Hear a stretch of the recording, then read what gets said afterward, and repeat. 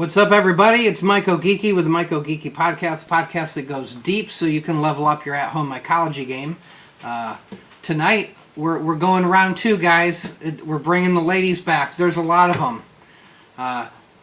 Definitely no short supply of white dudes in our community, but I'm hoping to show you guys that there's a lot of interesting people, a lot of women also growing. So I didn't bring all of them the last time. There's a lot more. I could probably do this 100 different times yet, but tonight we're gonna do another round.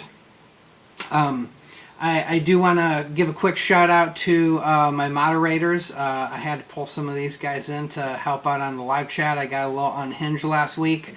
Don't like when people are making stuff up. So anyway, that's all going to be handled tonight, and we're going to stay focused. And then after we get done meeting and talking to all the ladies, we're going to pull Ed in, and we were just going to talk about contamination tonight. And then I said, you know, we're going to try something different with the format. We're going to invite all the ladies, stick around, and we're going to do a big round table talking about contamination. So without further ado, we're going to follow the same format as the last female podcast. I'm going to bring everybody in, say hello, and then we're going to go one by one and get to know each of the growers. And then when we're done with that, we're going to start bring everybody back and then get into kind of a roundtable format to discuss what it's like being a woman in a male-dominated cultivation space. So let me start pulling everybody in here for a quick hello.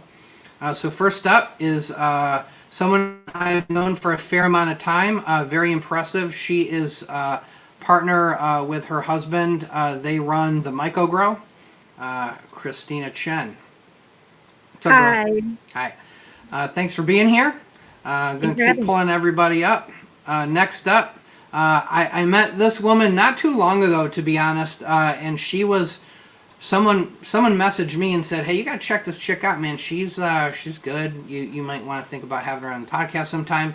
So we got to know each other, and I agree, she's super cool. Casey Strange of Basement Culture, welcome. Hi. What's up? Just for viewers, Casey was having a little technical difficulty. If she blacks in and out, you know, that's her lights are not flickering. We're just dealing with a little internet issues. Next up, one of my favorites from my Discord. I met her through my main moderator P-Funk, who helped out a bunch of people. They had bad experience with a certain vendor, and he took these people under his wing and helped get them on the right track and going. And this was one of the people that he coached. I can already tell you right now, is going to only say good things about my buddy, Ginevra. Hello. What's up, girl? Hi. Thank you. How you doing? Good. Oh, you're welcome. All right, so last but not least, my very first mentor. This woman, when I was on Facebook and people just loved to tell me all the things I was doing wrong and didn't ever want to tell me how to fix it, or every time I tried something they'd shoot it down, and I was definitely feeling a little discouraged. This person just messaged, made a comment on one of my Facebook posts and said, just DM me. And I did, and the rest is history. She's absolutely the reason I got set on the right track and am a competent grower right now. She goes by Mush Love for You on Instagram. Santana Bradshaw, what's up? Hi. How you doing? All right, so ladies, we're gonna go one by one.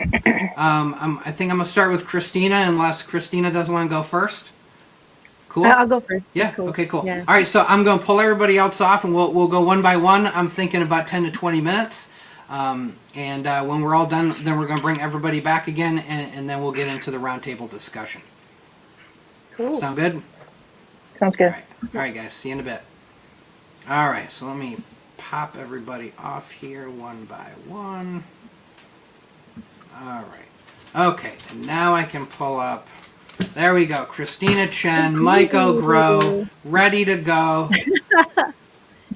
You guys got all your ducks in a row. You got your T's crossed. You got your I's dotted. You guys are absolutely impressive and professional. I've never heard a bad word anybody's ever said about you guys. You guys are absolutely gold standard for how to run a vending business in this space, in my opinion. Aw, thank not you. That I'm biased. Anyway, so I'm glad to have you on. I'm going to tell you guys right now, I don't know if she wants me to tell you this or not, but she sent me a message after the first podcast, and she was a little sniffly, and she was like, I'm so sad that, I missed the first one. So she was absolutely out of pure guilt. I said, well, we're absolutely going to have to do another one, and you're invited. So I did not try to overlook you. I'm very sorry. Oh, thank you for the invite. But yeah. Oh yeah, I know how you work. I'm here. So why don't we start? We talked a little bit about this in our pre-production meeting, and I did not know this, but tell me a little bit about your Myco origin story, and also then I guess inadvertently the origin story of the Myco Grow, and more personally the origin story of you and Sam. Yeah. Okay. So I started getting into mycology, I think like 6 years ago. Okay. And I think one of my friends was just like, oh, did you know that you could get like magic mushroom spores legally? I'm like, and it was just like a random conversation in passing that I was like, no, I don't know.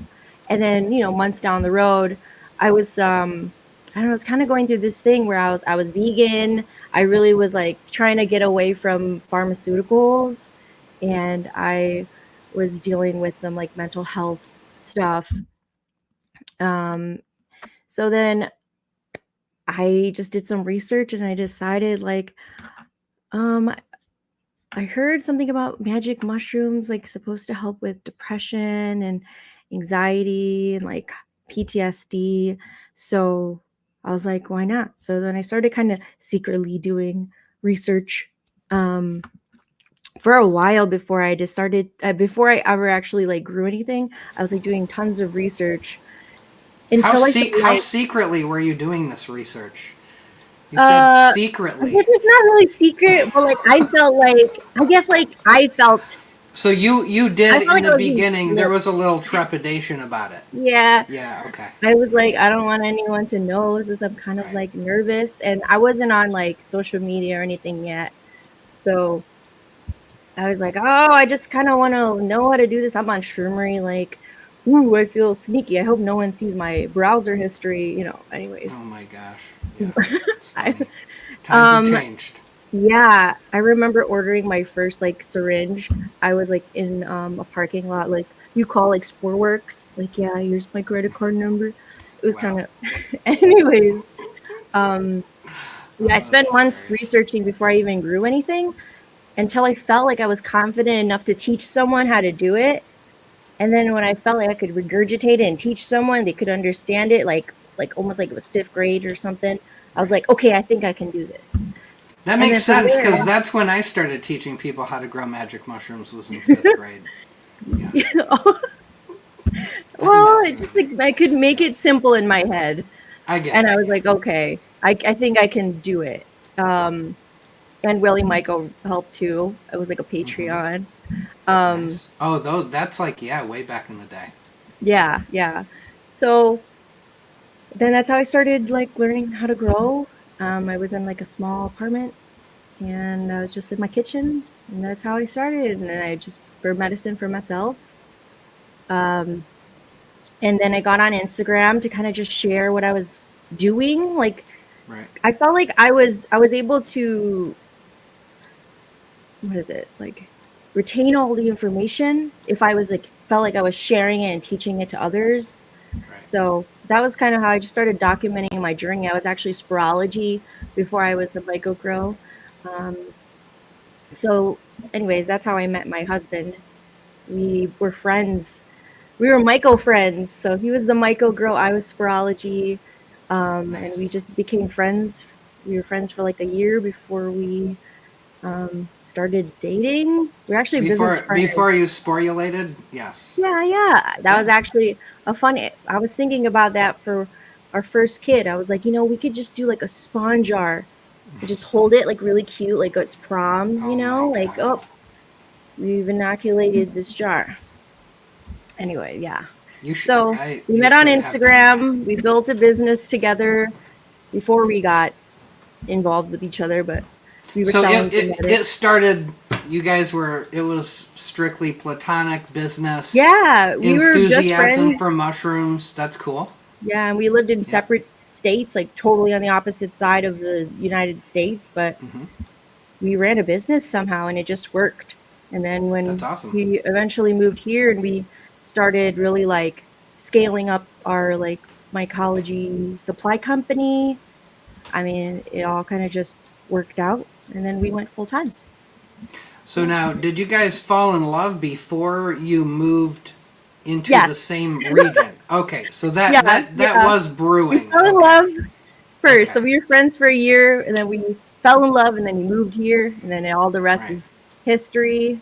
And we have a little mushroom of our own and as we all know, the cake takes time to colonize. So yes, it's true. That's cool. So I didn't know that. I didn't know if because the typical story is that all the Myco couples, like, it's really one person started it and ultimately the other person realized there's no stopping the mycology habit, so the other person has to join in. But it's interesting and cool that you guys truly like had your separate journeys and then you came together. That's very cool. Who knows how much more Myco love stories they're about to be and unfold in the coming years. Oh, I know so many, especially when you're talking to other women. And I like, at least for me, there's a lot of, I've noticed there's like women that are like, no, I know it's male dominated, but like, I mean, my husband's great. And like, we're really in this together and it's awesome. Man, all I know is when I heard Maya Medici say that her and her husband sit across the dining room table with their his and hers still air boxes, and I was just like, oh yes, we have his and her Myco love story. This is like I have mine and he has his, and then we pour agar at the same time. Nice. Yeah. Then you just like peek at each other from behind the flow hood. Yeah, we have like music playing and we're like, yeah, I see you. Yeah. Look at that arm, it's so strong. Yeah. Look at me break up this substrate. Yes. So strong. Okay, back on track. So that's cool. I like that. So Sam had a business, you had your own business, you guys really kind of merged. And I can tell you guys just, you guys are doing all the right stuff. You guys support your customers. I can't tell you how many people I talk to who they message me and they're like, yes, I just bought like $400 from, this vendor, this like, easy to Google search vendor online or whatever. And now I don't know what to do with it. So how about you help me, use all that stuff? And I'm just thinking to myself, it's too bad that vendor doesn't support their customers. But you guys really seem to be good at supporting your customers. I appreciate that. We really try to make time if we can to just like answer all the questions, and if I can't, we just made like a group where it's like, hey, you have a question about something, like someone's gonna help you, but usually I try to make time. That's great. What so you said that you initially, kind of like me, I first got into it because I said, okay, ADHD, microdosing, yes, let's give this a try.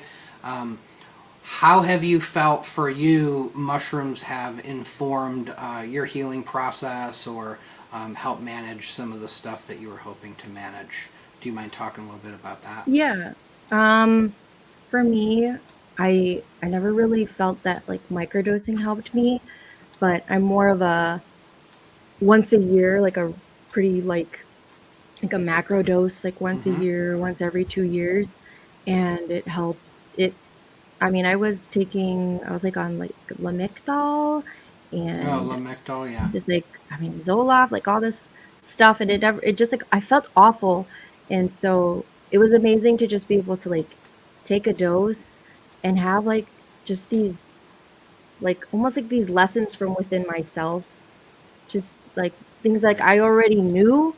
But it's like, I mean, it's like we know these things, but it's like something else when it's coming like from you're opening up like your subconscious, like, and being like, oh, yeah, like I know I need to love myself and like be patient with Right. myself. And I know like I can ask for help and not feel guilt about certain things.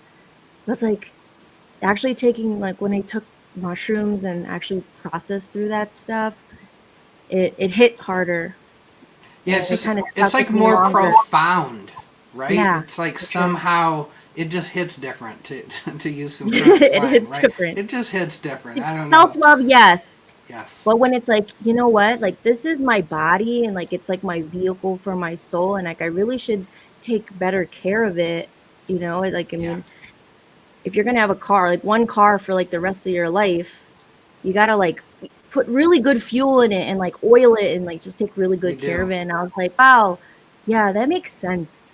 Yeah. And it Yeah. seems silly, but you know, like that's kind of what the mushrooms did for me. It's a great metaphor. My car is well outside its warranty period. I can tell you that. Definitely hitting the mechanic a little more frequently than usual. It's true. We're given the only thing that we're really given is Hmm. the bodies we inhabit, and Right. um, a lot of people, I mean myself included, we lose sight of that. And I agree. The mushrooms somehow. Who was I talking to about this? Anyway, a lot of, I think we just talked about this. A lot of spirituality is always about like it's up there, right? Hmm. That was us. Up Yeah. there, celestial, everything, universe, God, cosmos, whatever. Um, but a lot of spirituality is like a very grounded experience, right? Like Hmm. take your shoes off, touch the ground, like connect with the earth, and there's a lot of spirituality there too. And it seems like a Right. lot of the plant medicines help nurture that experience for sure. I agree. Yeah. Okay, so what else do you want to talk about? You want to show some mushrooms? You want to show some pretty pictures? Yeah, we could show my slideshow. Let's do it. How do I do this? Like, All right, I have to pull it up, but you okay, then can go through it. So let me pull cool. off. Let me take off the overlay. Here we go. All right, there he That's is. I Handlebar don't know. mustache, Envy 101, right there. Yeah, this was when we there was like the Spread the Spores event, and Yeah. it was canceled in Chicago. So we were like, well, we're all out here, so we decided like, okay, we're all gonna meet at the beach. We're gonna like make something happen, and then that's kind of what happened. We all just kind of chilled. But yeah, this is my husband, Nice. and we run the Myco Grow together and teach together. So yeah, that's him. And then this is our Instagram. If you guys haven't followed, follow us. I try to make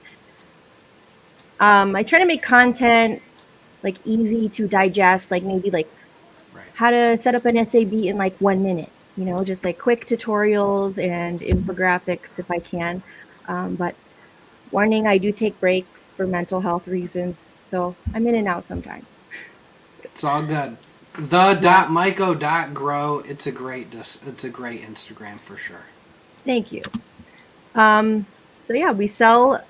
We are vendors. We've been around for like 6 years. I mean, I've been doing it for six Oh, years now, but we've been full time like I think 3 years now. But we have pretty much dialed in like what we want to provide to the community. Sorghum plates, agar plates, grain, sub, tools, genetics. That's kind of what we do. We try to keep it very simple. The ratios are perfect, so it's like not too much thinking, but yeah. um, that's what we provide. It's a couple I'm pours. super proud of my rainbow plates. I just wanted to share. That's We awesome. pour a lot, and then this is our his and hers flow hood that you were talking about. It's like one side and the Nice. other side. They're like Yeah, next to each other. I love it. So we pour a lot. Sorghum is our favorite recipe. If you Now, is that on agar or is that that's gellan on gum? it. That's on agar. We It don't is. use Okay, cool. sorghum Okay. or gellan gum. Or, Gellan yeah, gum, we yeah. don't use that. But It's pretty it's pretty clear. clear. Yeah. Yeah. We have a secret sauce though on how we sterilize it a specific way. And then we teach, like, I think we have a tutorial on our Instagram on how we shrink wrap our plates. Mhm. A lot of people ask about that, where we get it. I make tutorials, and this was actually shared to me by Tip of the Cap Mushrooms. So Nice. he showed us how to do the shrink wrapping. Tim's probably here telling everybody to shut up. Hi, Tim. What's up, Tim? That is easy. I'm making some swabs. Mm-hmm. I'm making A gentle from touch. my tutorial. It's the gentle touch right there. Yeah, that is a screenshot from like one of our tutorials. Mm-hmm. This is one of my favorite plates. It's gorgeous. I love it. It's like a snowflake. It is. This is actually on oatmeal Cool. agar. Super weird, Okay. but that's the only time we've ever done that. And then this is what we submitted to Battle of the Agar, Mm-hmm. the last Battle of the Agar. Nice. And then I wanted to share my setup when I first started ever. Oh, this is So great. humble beginnings. Yep. This was my 600 square foot apartment in my bedroom. I had carpet. I used a Germ Guardian. I used an SAB, and you could still be successful. You don't need a flow hood. That's awesome. But that was it. My kitchen table, I moved it into my room. I was dedicated. It doesn't take. You use the word dedicated. My wife uses the word obsessed. It's all Yeah. the same difference. Yeah. Well, I when mean, you there's have just a point where you want to ADHD, do it right, and tables have to be moved. That's just how it is. I get it, because like when you have ADHD, it gets like that. It bees like that. It does. Lion's mane. My husband is he's a doctor of physical Mhm. therapy, and he actually uses a lot of lion's mane when working with patients, Nice. especially those that are like have gotten in like car accidents and they're trying to Mhm. like repair their nerves. And Right. so yeah.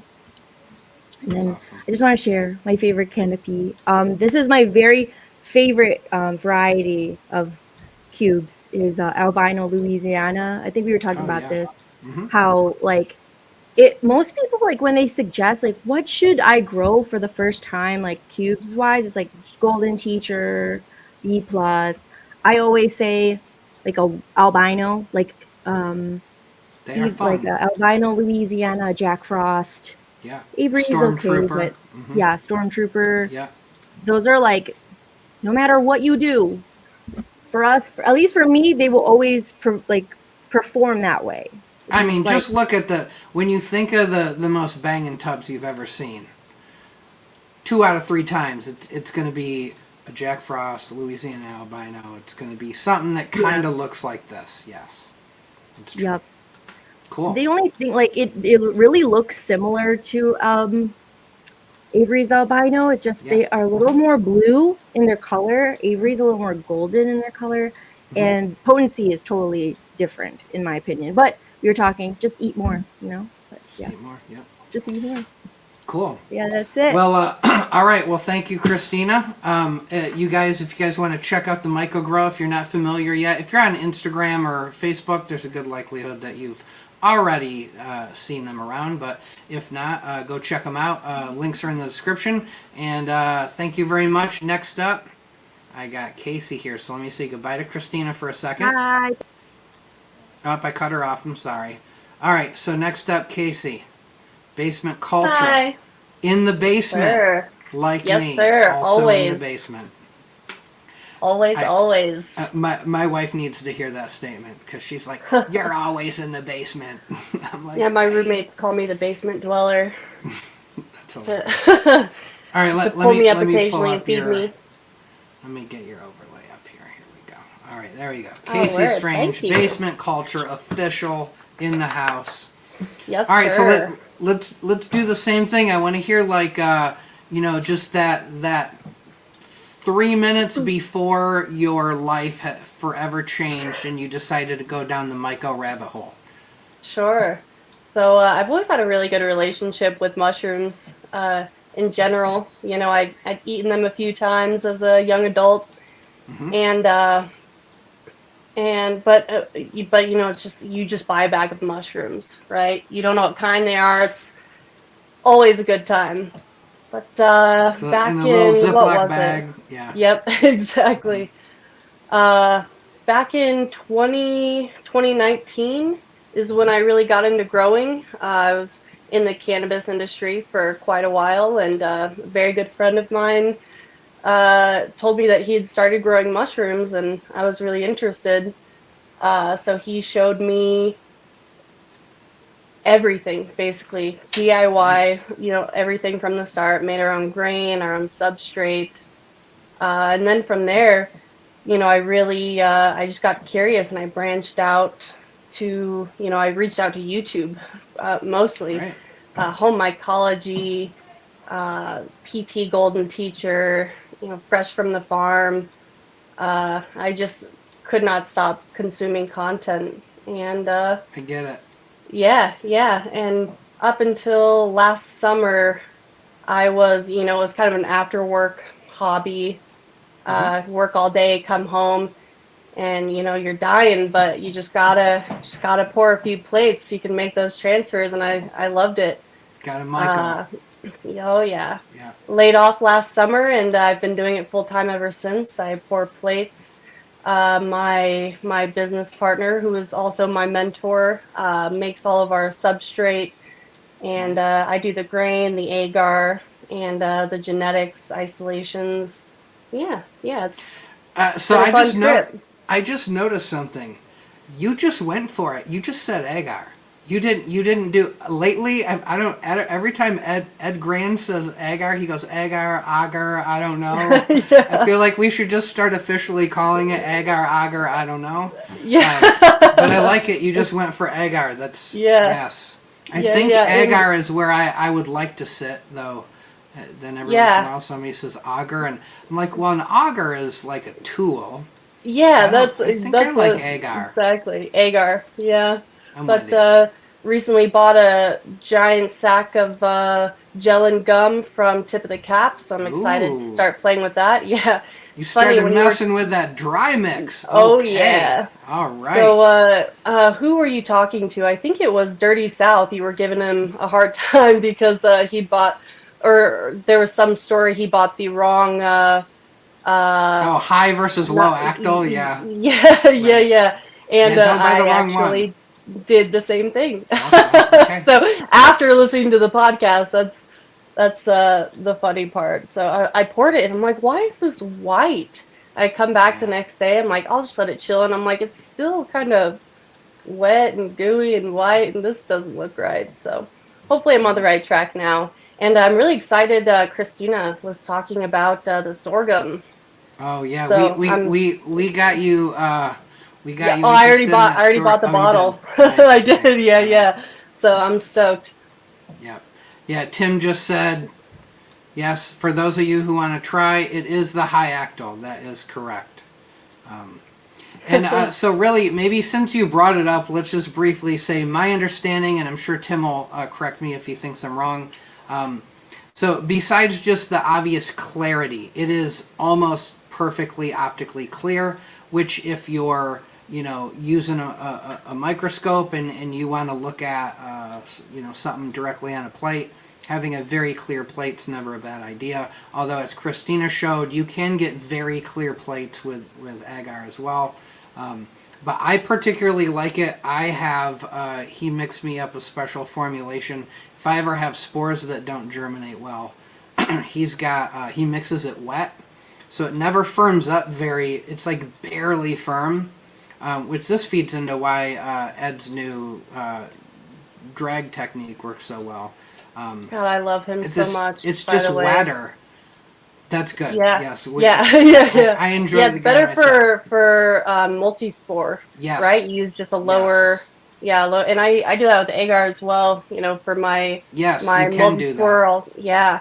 But I took a couple of years ago. I took the Basidium agar course, Oh, cool. Yeah. and from that I was geared toward he's like, use a higher concentration of nutrients, whatever your sugars are going to be. And so I tried that, and then I started watching Edward.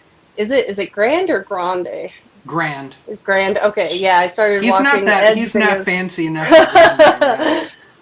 Well, I really love him, but he was talking, and I think I'd heard something about it before, using no nutrients when you're putting multi-spore to agar, or you can do that. gum. Yeah, and it's like cool survival. thing The strongest will come. Right? Yeah, so only you the don't. Strongest will survive. If I just talked to somebody about this, they thought, oh, maybe I need, I want everything to germinate, so I want to do high nut. And I said, well, don't do that, because then everything will germinate, including maybe not the world's greatest spores that you might not want. You really want to make it as difficult as possible for them to germinate, but still have the good ones germinate. Yeah, so that's true. Yeah. That's low nut or no nut, which water agar still has some nutrition in it, so Sure. it's not utterly no nut. But yeah, that's very true. Yeah. Cool. So I've been just working on isolations. I'm really excited to. I've been kind of busy, still working in the cannabis industry a little bit, picking up side jobs. So I haven't really gotten so much into the isolating monokaryons and trying to make spore babies. But I'm excited to get more into that here in the coming weeks. If you are looking to chew up like 400 plates a week, and I'd probably and do you want already. all your free time to go away, it is absolutely where it's at. That's me. Is what to do. That's free time. That is my free time. Yes. Man, it calms life. me. Yeah. Anytime. I love it. Whether it's like, maybe for 2 seconds I'm like, I gotta pour plates tonight, and then it's like, no, but this is good. I'm in a groove. All my stress goes away. Yes, it's very meditative. I've got my little grounding mat. My friends give me a hard time. I made my own little copper, grounding mat that I, plug into. I'll just stand here on my grounding mat all night and just, working on my agar. I do not have a grounding mat. Oh man, you should get one. I highly recommend it. It sounds a little woo-woo, but I don't know, man. I just walked barefoot, so I'm in the basement. I have a door that goes to our backyard, and I just walked the other day from the garage to the back door of the basement barefoot. And something just clicked in my head, and I was like, I like this. Why do I like walking barefoot? Right, it feels good. All our ancestors walked for, maybe not the Nordic ones, but yeah, walking barefoot's cool. Sure. Oh man, when we're up on the trail, hiking. I live in Colorado, so it's a big part of my life. And just take those shoes off and walk around. It feels so good. Yeah, it sure does. All right, so you came from the cannabis industry. I did. I'm sure you learned a few things there, and then you had a mentor. So you started at the time when there was no short supply, like you said, PGT. Fresh from the farm, Gary Hefferly. There really is just so much content out there. There really is. And home mycology, man, that guy's kind of aloof. Yes. But he was my favorite. He was the Bob Ross, Terrence McKenna, the whole do-it-yourself videos. So I haven't seen very much of him lately, but shout out to him for sure. Yeah, I swear. Oh, sorry, hold on. Ed is actually just asking me for the link to things here. And Ed, so I think I was telling you last night. Story. That was kind of cool. Cool. So I found one of his videos popped up on my algorithm, and I started watching it and just started going through his all of his content. And I was like, oh my god, this guy doesn't have very many subscribers. I just found a hidden gem, and I fell in love. I went and I found him on Instagram, and I reached out to him, and then I went and I looked at his page. I'm like, how does this guy, he is going to blow up for sure. He is awesome, just very digestible, at least his YouTube videos. I know you guys have gone a bit above and beyond, but he really breaks down He sure doesn't make it hard, that's for sure. Yeah, exactly. Yeah, he makes it pretty easy. Exactly. Anyway, I found him, and then I realized he was following like my personal page, my personal Instagram page. So I reached out and I'm like, do I know you? Are you from Colorado? He's like, no, I've lived in Thailand for the last 17 years. I'm like, oh, did I meet you in Thailand? Like, just very strange, very small world, but I really appreciate his content, and I'm ready to take it to the next level. He might have found you through cannabis, because he follows all that. He follows plant breeding, cannabis breeding, orchid breeding, variegated cacti breeding. I mean, he's a true botanist, so Yeah, he's a certified mycologist, right? He is a PhD. Yeah, I didn't realize that until you mentioned it last night. It's like, oh, it makes sense. And let me tell you what we don't have a lot of in our community. PhD mycologists who grow cubensis. That is very true. Don't have a lot of that. Yes. Lots of bro science going around. Yes. But gotta fuck around and find out, right? Oh, here, somebody just said, I'll pull it up real quick. Home Mycology is the man. He uses Patreon now. YouTube. Thank you. Yep. And we're going to talk next week to a bunch of people about the trials and tribulations trying to do what we do on social media. So hopefully we can glean some insights next week. That would be fantastic. Anyway, so back on track. So you can grow. Absolutely I grow know lots how of to things. grow. Yes. And I have all the house plants. I've grown tons of food. And lots of cannabis. Yes. For sure. So talk to me a little bit about your personal experience with psilocybin. Is it purely recreational? Is it spiritual? Or is there any therapeutic component to it for you? No, certainly a therapeutic and spiritual component to it. I always say, I've never met a mushroom that didn't agree with me. When I don't really like to do it socially, either alone or with a when I'm taking a macro dose or even a museum dose. It's more of I'll take it and I'll just sit, and it feels like the universe is just kind of hugging you, or I'll take it and walk around in nature, and it's been very what's the word I'm looking for? It's done tremendous things for me as far as my mental health is concerned, and just awesome. Feeling, realizing that there is so much more than than capitalism and making money and grinding. While I do love to grind, mushrooms really just brings me back to my center, and I microdose. I make my own microdoses, and man, I'm ready for spring. I hate. I've looked in the mirror once while tripping on mushrooms. Yeah, don't do it. Don't do it. Don't do mirrors. Don't do it. Yes, that is definitely a thing you don't want to do. Yeah. Correct. So I generally like it to be take them outside when I can go camping or even just a day walk. I'm ready for spring. I'm excited. I agree. For me, the core of my spirituality is found in nature, and that's when I feel closest to whatever the Godhead or higher power, whatever you want to call it, cosmic mother, nature. Sure. Yes. So you realize we're all one thing. One breathing whole thing. Yes. Absolutely. Yes. Cool. Well, so you guys can find Casey. She is on Instagram, and as far as I know, she spends a little too much time in the basement with her mushrooms. So that is the only social media you get, guys. I also have TikTok, same name, and a website where I sell my agar and and a few genetics. Only things that I've grown out several times, a few isolations. And that will be building in the future for sure. Nice. But I have that linked all in the description as well. I forgot. Nice. Yes, you. Yeah, it's basementculture.com. the website was something different, right? You recently I did. So before, my business partner, he does all of the substrate and writes incredible blogs.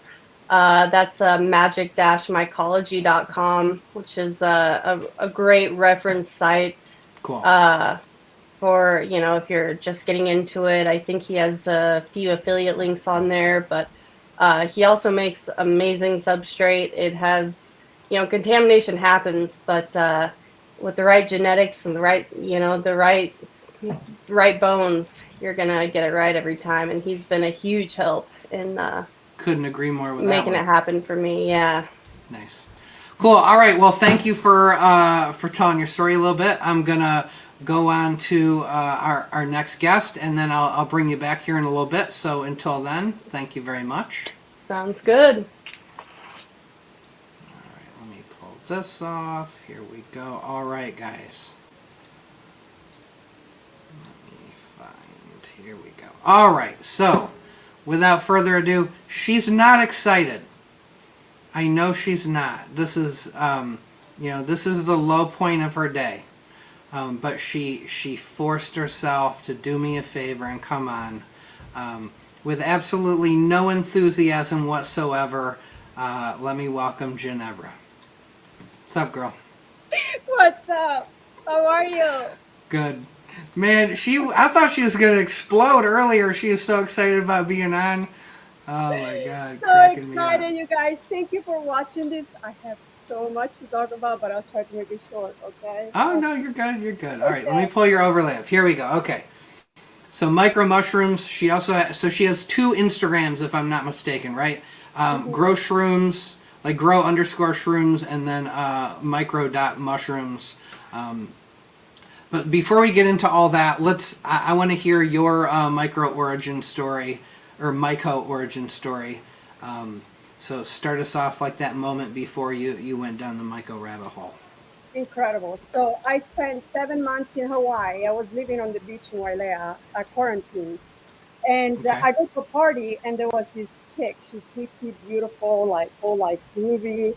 And she has this bag of dried mushrooms, and she started talking to me about it, say like, I sell them. I am a shaman, this is and that. And I was like, I never done mushrooms before. I always wanted to, but like, I don't feel like being not in control of my body. And she goes to me like, have you heard of microdosing, mini dosing, then getting used to it? I'm like, no. Well, I decided to buy that huge bag of mushrooms. I bought the entire thing, and she started guiding me, and I started taking nibbles, and I would go look at the whales and like all the beautiful things. And when I came back home, those mushrooms were so amazing. I had a little bit left, and I was like, here you find like those, Washington mushrooms, whatever. And so I started Googling. This was like 2 years ago. Start Googling. I'm like, I wonder if I could actually save that mushrooms and one day grow it. Okay. And so what happened moving forward, I started learning how to grow mushrooms that I wasn't understanding really well. And I found one person that sells all-in-one bags. And then I started storing spores, and things weren't going too well for me. And I was paying $100 to be in their Discord. And then wait, somebody charged you money to be in their Discord? $100 a month to be on the Discord. Plus, I had to pay for their $400 course to learn how to grow mushroom all-in-one bags. Well, they clean your house for that $100 a month, right? I wish. They don't clean your house? Oh crap! No. Okay. And so $100 a month. It's great. It is insane. Yeah. So this lady, her name is Anne. She came and said, please DM me. I DM her and said, there is this guy that created a group. His name is P-Funk. P-Funk. Shout out to P-Funk. My brother from a different mother. And I got invited to this Discord, and I was so excited. And I was like literally just sucking in everything they were saying. And from me being a disaster, because I injected my first bag October 1st, right? So this was like October, was almost like November 3rd or so. And I was having problem with my tabs, and all of a sudden I start talking to Fungolution, and I start talking to Happy Freeze, and they were all telling me what to do. I start doing it, okay? And all my mushroom came out so beautiful. Then there was like a conspiracy theory that I was actually a rat from that other Yes. company that was coming into their group to Right. spy on, you know? And so for a little while I got booted. You booted me too. I booted you. Yeah, I listened to P-Funk. You said boot this one. I did. I apologize, though. I was nice about it, wasn't I? So nice. I'm Yeah, like, it was nothing nice. personal. I trust my mother. I was like, why? I remember I cried all night. And then I had sorry. this dream that I took a little bit of mushrooms. I had this dream that I went into the forest, and there was like these mushroom people get together, and all the people from the server were in it. And then I see P-Funk from far, but everybody had a mask like it was COVID. And P-Funk takes the mask down, and he goes like, I forgive you or something. I was like, okay. Wow. I started writing him and trying to win his trust. And I said, I'm sorry, it was being too exciting. And then he actually ended up teaching me everything I know. And I just want to tell you guys, I feel like I'm cheating the system because pretty Yeah, I know much you always say this. It cracks me up. You're like, I did everything you told me to, and I'm growing these amazing mushrooms. I feel like I'm cheating. No, I'm it's the cheating the dude. system. Yeah, It's because like what I what? Yeah, no, you're doing what we all wished everyone did, which is just, hey, we're trying to give you the advice that helps you grow mushrooms.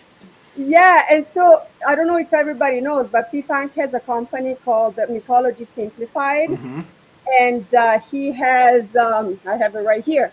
He have this substrate that is called not so simple substrate, Mm-hmm. and it's everything in it you dream of, like you can Mm-hmm. sleep on it, like. I dream And of then substrate. yes, and so like I put the stuff, like now we came out with drippy corn, and my two favorites are Milo and drippy corn. They Mm-hmm. both were amazing for me, and so there you have it. So another thing I want to talk about, Go. uh, it is so we were oh yeah, and then the reason why I started my second Instagram, the Grow Srooms, is because I told P-Funk, I want to teach people that like me don't know shit how to grow. Mm-hmm. Can you help me? And then Yep. he said, okay, let's do it. We start this Instagram. They take me down after a week. We Right. started again. Yep. I'm being more careful. And I start teaching people, but like I was kind of cutting corners because I was like, whatever, I don't think people are paying attention. Who am I? And then there was all these boys. There where it comes women in mycology, right? Yep. All these guys, all these guys are making fun of me, trashing me, and tell me all the things I was doing wrong. I can't You believe know, it.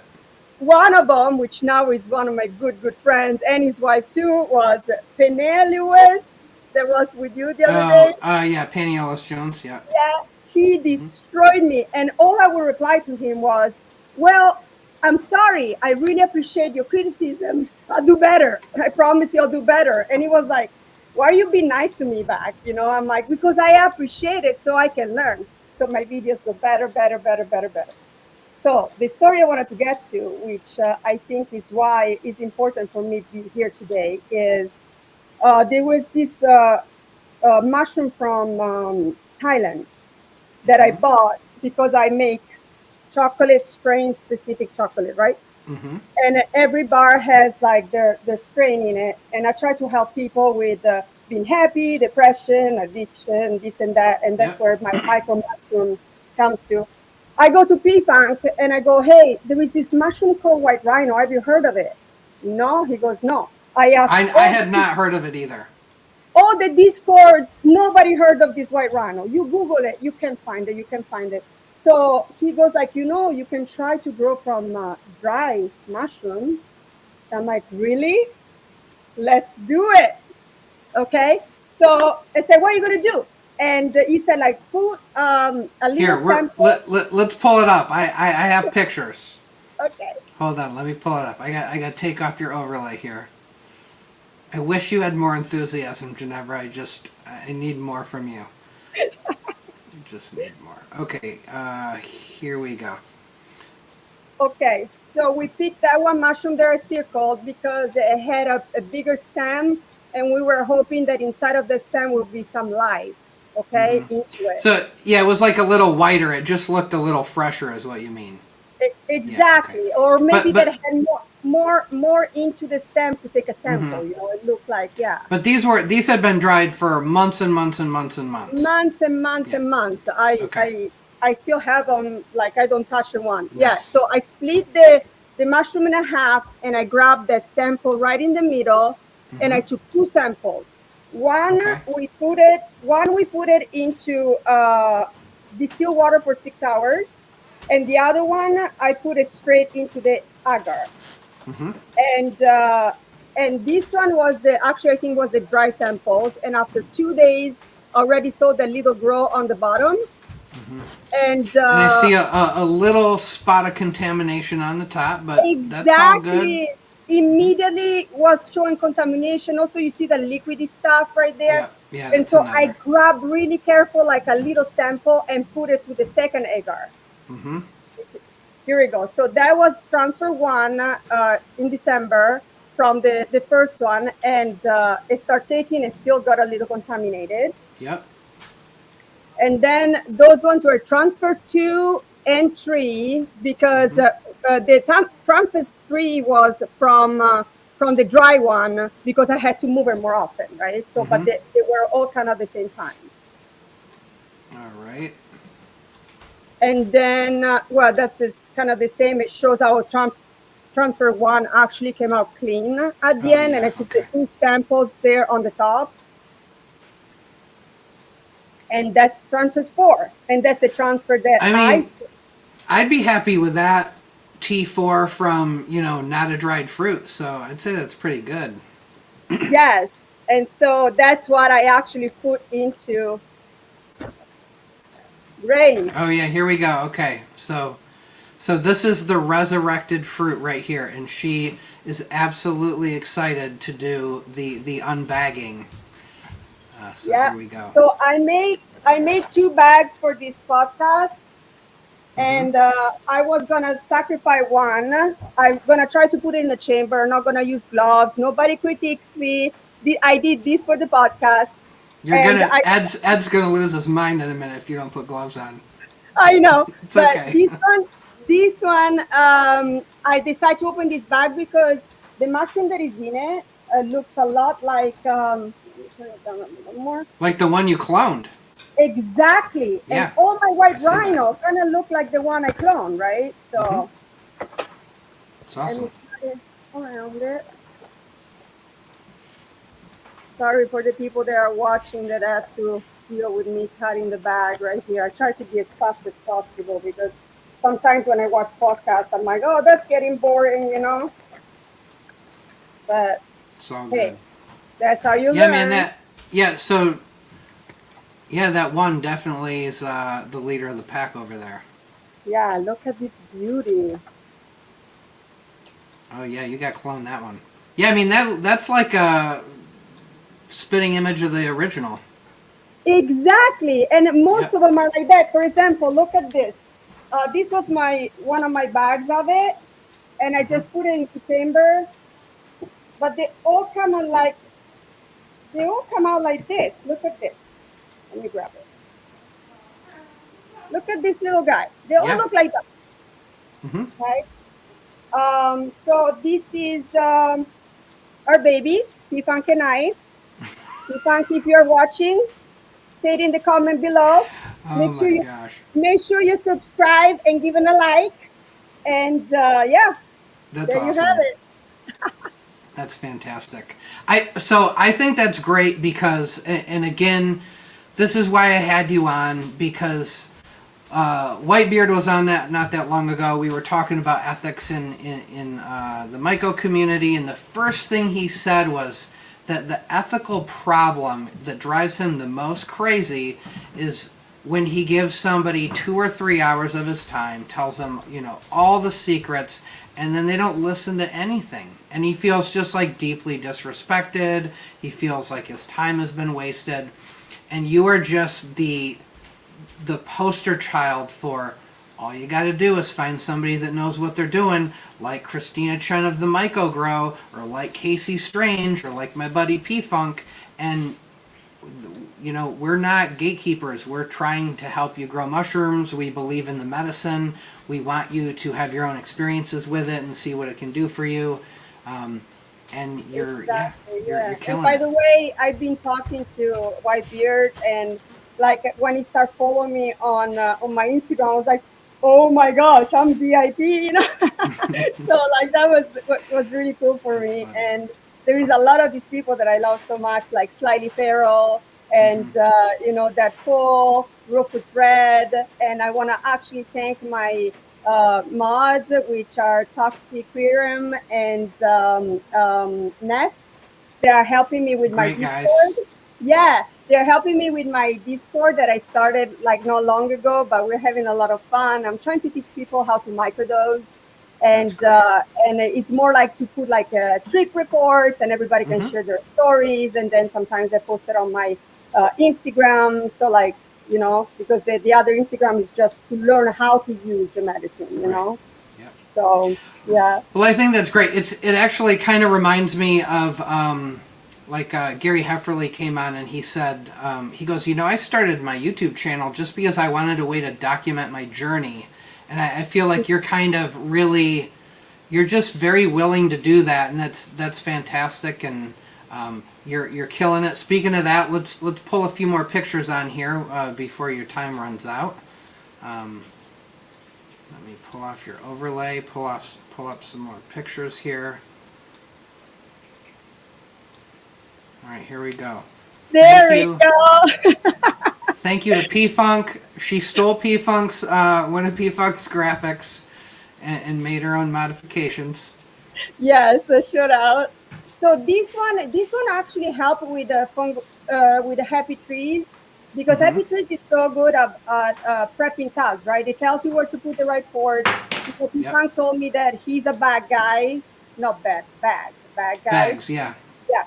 And so he said, like, you want to talk to Happy Tree about that? He helped me starting to put the holes in the right place. And this was my first mushroom that was like over 100. It was 114 grams. Cool. And in the old tub, it was just this one mushroom that started growing. It kept growing. It kept growing. And so that I'm very proud of it. I actually saved it. That like second flush single fruit grow, that's always good for some big fruits for sure. Yes. Yeah, so that's an example how it was at 10 p.m. the night before, and then when I woke up the next day, Happy Tree said, let it ride a little longer, and then that was at 10 p.m., and then he goes like, go for it, pick it. I thought this is great. This was very original content.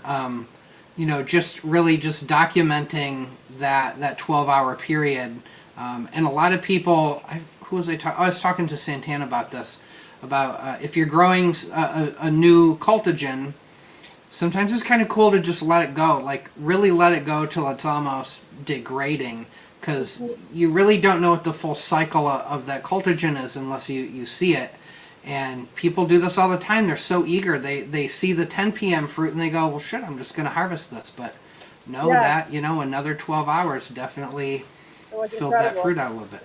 Is it more potent? I don't know. But it's cool to see it. Look, I'm never gonna eat it.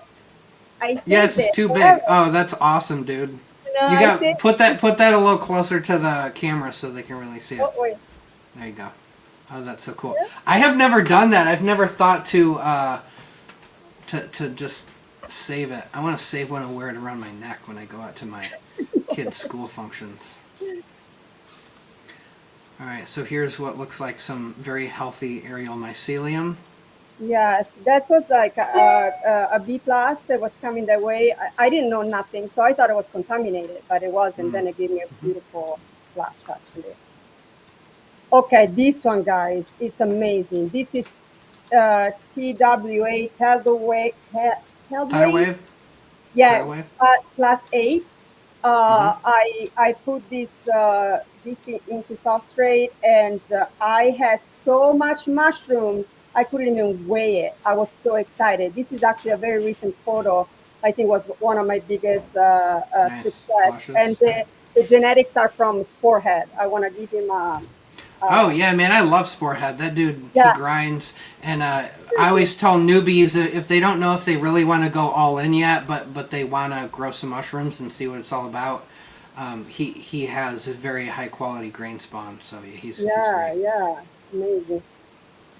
Okay, so that one, it is from Miss Mash. It is the leucistic Jetta Mind Pack. Oh yeah, JMF, cool, Mm-hmm. And I just thought it looked really cool. nice. And this one was when we did the grow along with Miss Mash for the iceberg. Mm-hmm. And actually, two of my tabs got contaminated for some reason. And this was the third one. I was crossing finger and it made it, and was this Nice. beautiful carpet of beautiful fruits. This one was my only two ever Yeti that ever came out. I can't grow Yeti, but it's such a pretty photo. Well, if you have 20 years, anyone can grow Yeti. That Yeti grows very slow, let me tell you. That's the trick, is dialing in your sub so that it makes it. Okay, so this one is the first successful kind of like albino I grew. It is the tat. And Tat. Every time I grow a tat, it grows like 3, 4, 5 flashes. For me, I think it's the very simple substrate, tell you the truth, really gets along. Not so simple substrate. Mm-hmm. It really gets along with the tat in particular. And every time I just love it so much. This is the TWA. Oh, that's that flush you loved so much. Look at you. Yes. Yes. Merry Christmas to you. Yeah. Cool. Yes. Well, your enthusiasm is definitely infectious. It's I cannot say enough to anybody who's new. This is the kind of enthusiasm you need to keep going. A little bit later, when Ed comes on, we're going to really get into talking about contamination, and particularly for new growers, it can be pretty deflating, especially if you're just struggling to get that first flush. And if you're sitting on Instagram all day looking at pictures from Manna from Heaven, it's easy to be like, how am I ever going to get there? And because of you, when you talked a couple podcasts ago about contamination, it goes like, everybody posted such a good photo. I made this reel. Oh yeah. Yeah, so go on, it's on your Grow Srooms Instagram. She did a real cool reel of, she saved all pictures of all her contaminations over the last 6 months. And yeah, I mean, it reads like a nightmare for me, to be quite honest. I will not be doing that. But it was cool just to show, like, yeah, you gotta grow some contaminated and tubs. Make sure you pull up the audio, because the song I picked was just so cool. Yeah. They will. All right. Thank you so much, Ginevra. Ginevra, my bad. Friends. All right, girl. Ciao.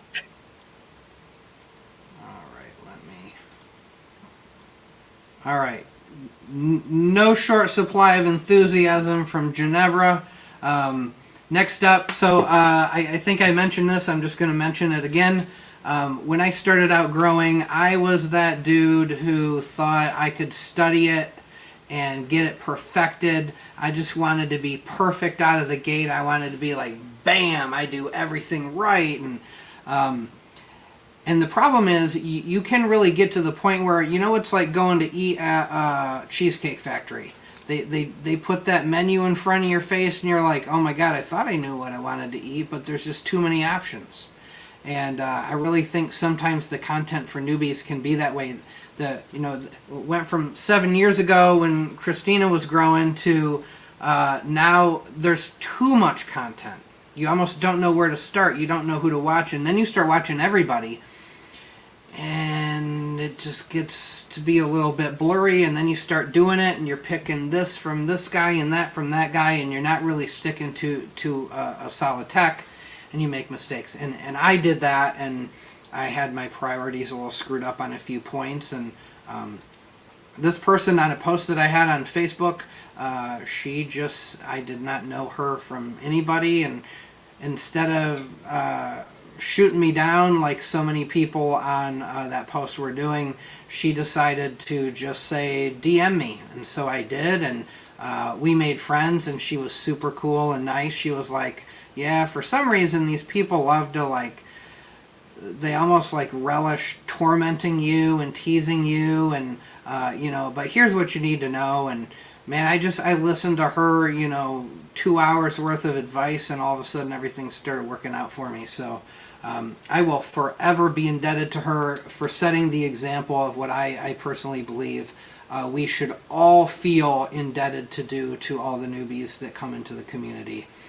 This is my first mentor, Santanna Bradshaw. Welcome. Hi. What's up, girl? Yeah. So I'm just happy. Like, it's so cool to know that I knew you before you had a really good, successful grow.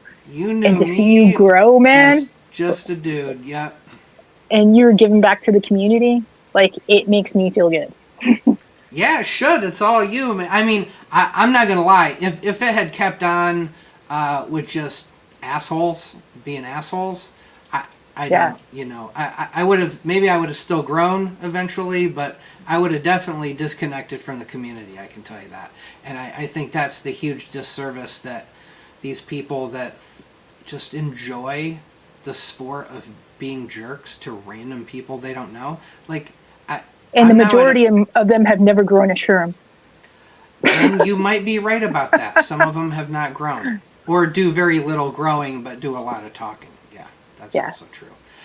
For me, it's more that person that you're picking on or shitting on or talking bad about, like, that guy could be suicidal. That guy could be entering this community completely desperate and having gone through huge traumas. Like, we just don't know these people. Absolutely. To treat them that way is disgusting as far as I'm concerned.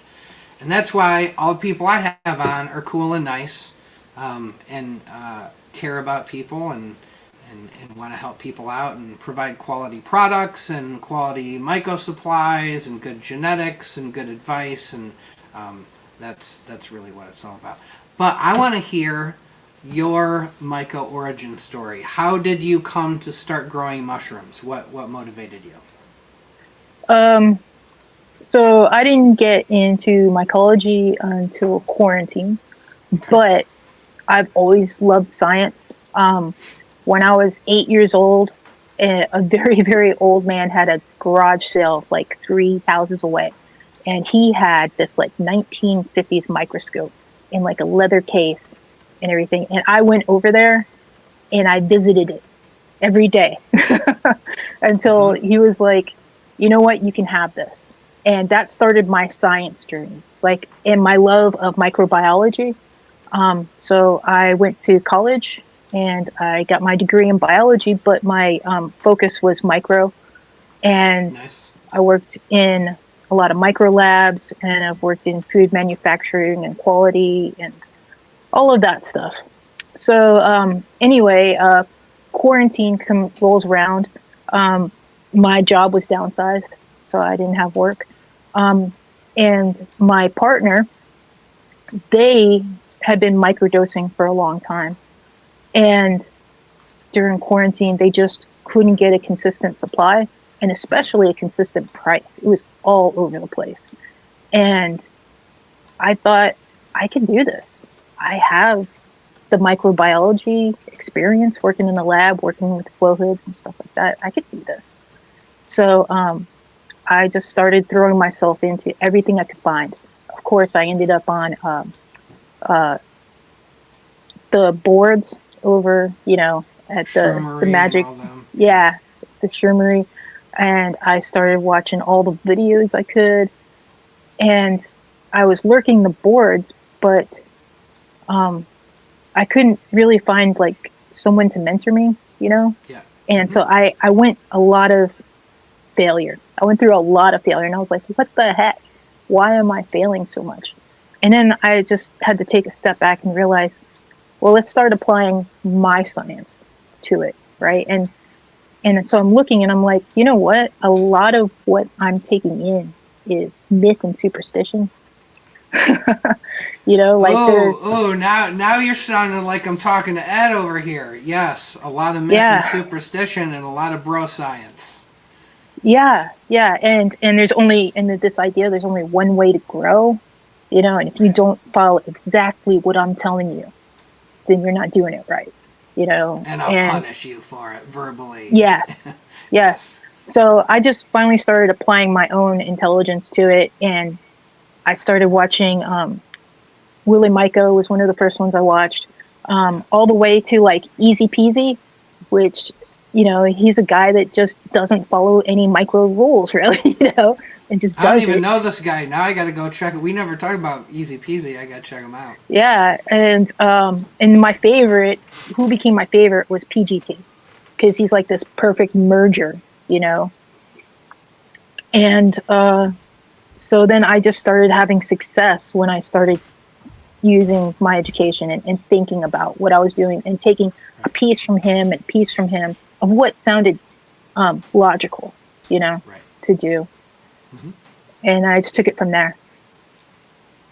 Yeah, and you can definitely grow some mushrooms. Talk to me about so your partner, if I remember this correctly, and if I hope I'm not saying too much, microdose for PTSD, is that correct? PTSD, and then also like pain, inflammation. Oh, okay. It just really helps them. And it helps. Yes. Her. Now, what can I ask? What schedule is she on?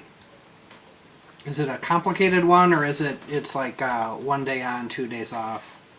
So my partner, their name is Hope, and they have their own TikTok called Hope and Minded, and I tease them and say they have an apothecary next to the bed. Mm-hmm. like there's just jars of everything you can think of, from, you know, natural stuff to supplements to everything, and they just kind of go with what they feel like, you know. Like, so they literally will be like, and then stand next to the shelf where everything is and just be like, you know what, I think I need this and this and this. So I have to admit, I don't know their schedule. Well, I like that on one level. So when I'm in the ER talking to patients sometimes, you know, I say things like, oh, when you're tired, take a nap. When you're hungry, eat. Right? Like, listen to your body, right? Some simple stuff like that, but I think it can also be applied to the apothecary mindset as well. And our bodies are intelligent, right? Like, do you ever have where, I don't know, like I don't, as a general rule, eat bananas, and then every once in a while, I don't know why, but I need a banana, and you know what's in a banana is potassium. Maybe I'm deficient in potassium. So your body will tell you, and that's why, like, a kid starts eating dirt, you know, okay, they've got a deficiency, you know? Yeah, it's true. Because you don't just look at dirt and go, yum. You don't. Although, my kids, they eat all sorts of stuff. Yesterday, my kid was eating paper. I'm like, why are you eating paper right now? What are you deficient in? I don't know. Yeah. So a funny part, too, is that I personally have never taken mushrooms ever in my life. I have nothing against them, but I'm just a square. I'm just a nerd. Like, I drink probably 3 times a year. And when I say drink, I mean a drink, you know, and I don't smoke pot. I've tried it a few times. I get way too high. Up with like one, you know, inhale. I know what you're really trying to say, Santana, is the next time I come out there, we're gonna work on that. We're gonna go on a hike. Yes, it's all good. But that's cool because you love to grow. You're like the most pure cultivator. Yes, I do. Like, I have a real connection with the mushrooms that I grow. I love seeing them come from, you know, the grain and then into the substrate and then start to colonize, and then the little pins. Once they get to the little pins, I feel like I birthed little babies, you know, and I pour a lot of love into them. And then once they're ready for harvest, I almost feel like I'm watching my kids go off to college. or like go out on their own. I just feel like, oh, Timmy, where are you going? Oh my God, who's eating you? Oh! Yeah. Yes, I know that feeling. I don't think that far, right? I just think that I'm adopting them out. I call it adoption. Yes. And then we stop there. It's true. I mean, once it's like the harvest is kind of sad. I love watching the growth of it. Because I think I said this before, right? In nature, we wake up one morning and there's just mushrooms, or we're on a hike and we just see the mushrooms. You never watch a mushroom grow. That's why we're obsessed with time-lapse videos of mushrooms growing these days. Absolutely. Right? Like Ashley Ender's got, her time-lapse videos, and no one's ever going to get sick of watching those because it's such a beautiful thing to watch grow. And we get to actually see it. Yeah. Yeah. I agree. So you asked me before to be on the show, and I said no because I didn't feel like I had anything to really bring or to say, because I'm not huge in the community. I'm not doing genetics or anything very scientific yet. I am going to get to genetics. I do have a microscope, but I'm just not at that point yet where I want to do that yet.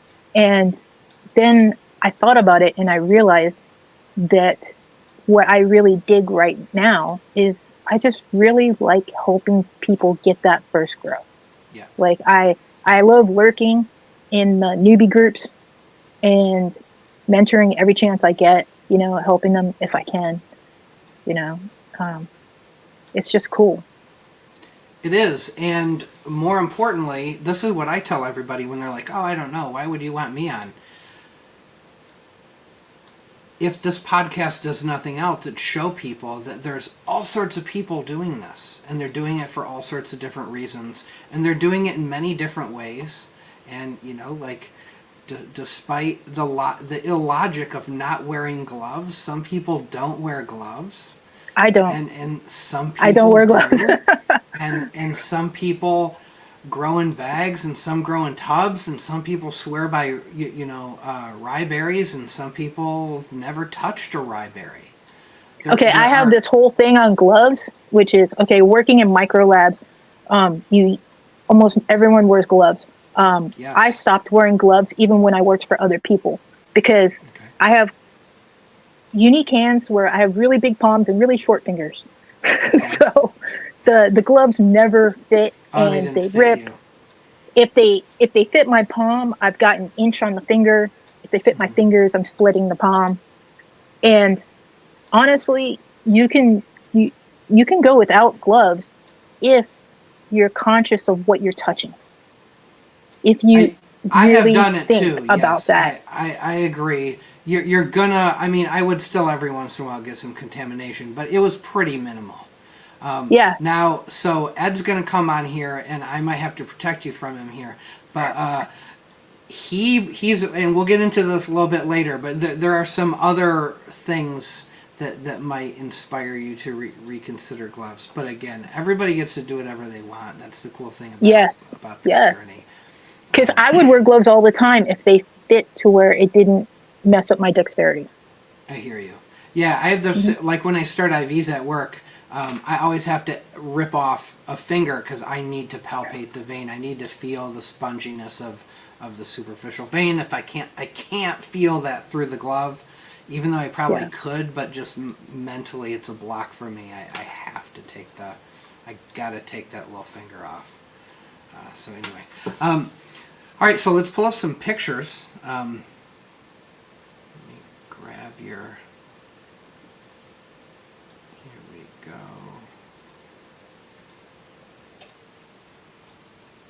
All right. That's not a mushroom. What is that? Looks like a bunch of contamination, Santana. One of my first tubs of Enigma. Nice. I saw it, fell in love with the pictures of Enigma online, and it took me forever to get into the right relationships, to get contacts, to get good genetics. And I finally did, and it is really a variety that will make you pull your hair out, but at the same time you love it. I mean, it's just so weird and cool, and I know you don't use it, but it is a special cultigen for sure. And then once you this is a harvest great it and tub. dehydrate it, it looks like tea, like loose leaf tea, you know? Yeah, I was very happy with that. This is TWA, and the genetics were from Sporehead. Nice, yeah. I loved the way they felt. I had some good ones. The only thing was one end of the tub kind of grew faster than the other end. Happens sometimes, right? It does, yeah. Yeah. Happens to everybody, except manna from heaven. Doesn't happen to him. This is some, just regular golden caps. This is what I recommend, like all of the new people to start with. Is some agree. goldens. I talk to so many new people that are like, well, how long until I start seeing pins? And I'm like, well, what are you growing? What are you doing? And they're like, well, I've got some 8 growing. Yeah, I just had somebody on Instagram is like her first grow, and she's growing Yeti. I'm like, all right, strap in. It's gonna be a while. And, yeah, it's not that they can't grow it. It's that when you're a new person, you are constantly thinking, this is going too long. Patience is like the worst attribute of your first grows. So that's why I don't recommend long varieties that take a long time. I think getting that first success right away is good. Absolute land race, vigorous genetics, much faster. Now, Christina kind of flipped it on me because now I have occasionally recommended Stormtroopers as a first grow, but I usually do just go to the B+, Golden Teachers, Stargazers, stuff like that. But it is true, like the Averys and the Jack Frost, the Stormtroopers, Albino Louisianas. I mean, those are also vigorous tub fillers for sure. And if this is your first grow, I think the most important thing is you want somebody to have success with their first grow. And man, if your first grow can look like this is an encouraging experience. And if this doesn't get you excited about growing mushrooms, then you've now learned mushroom growing is not your deal. And obviously, we are a unique clique of people. Not everybody gets this excited about mushrooms. So I think that's important. All right, what we got here? So these were Yetis. I also got them from Sporehead. I just liked growing them. They didn't grow like I thought they would. For some reason, my environment or the way I cultivated them, they didn't get tall, at all. But I still liked them.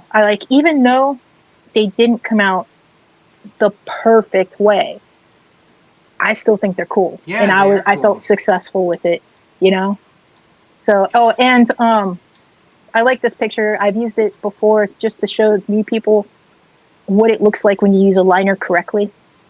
Like when you take it off, because it's right there. When you're new, a lot of people have questions about liners, or they say they don't work, or they think they have to be black. They think it's the color, or something like that. And so I just started using pink ones recently, I think. Oh, cool. I'm not sure. No, yellow. He uses yellow ones. But yeah, it's not. Somebody else in the Discord was talking about how they stopped using liners, and then I think it was Happy Trees was talking to him, and come to find out the guy was using like really thick gauge, like almost industrial level plastic, and it's like it's not going to cling to the substrate. Like you want pretty thin. No. Well, I always tell them like this. I think too thin doesn't work, and I think too thick doesn't work. Too thin doesn't work because it allows too much air, because it's permeable, too much air to get through and still make that microclimate, right? And it's not that it's white or black. It's just that white garbage bags tend to be office garbage bags that are thinner, Right. And then the industrial plastic ones that are too thick don't suck up to the substrate and thus create the microclimate again. It is really about clinging to the cake. And that's also now, do you tell people to just pack, like when you're spawning to bulk, to really pack it in? That's what I tell them, don't go He-Man, but pack it in, because if you don't, then you're leaving nooks and crannies Right. Yep. between the liner and the substrate, and you're still going to get pins Exactly. on the side pins. All right. This pick Well, is just, even though I don't spores. consume them, I think spores are beautiful, and it looked like a universe on a mushroom. Yeah, it's kind of cool. I just grew this one just the other day, and it's a Jedi Mindfuck, just regular Jedi Mindfuck. Nice. And I just liked how they looked. This is a Steel Magnolia, and what's funny is the Steel Magnolia, I've been growing it for a couple months now, and some of my Steel Magnolia genetics are thinner, and then some are thicker, like this, and that's just the way it goes. You can't be in resistance to what the mushroom is going to do. It's going to do what it's going to do. It really is going to do what it's going to do. All right, where are we at here? Okay. That's not a mushroom. What is that? That's my lab assistant. Her name is Honey Biscuit, and I call her Beehole because most you of the love time, her. Yeah. because I love her. She's half Cocker Spaniel and half Chiweenie. And I put this in because, one, she's my lab partner. And two, a lot of people talk about how clean and sterile your environment has to be. And I'm not saying that it doesn't need a level of cleanliness.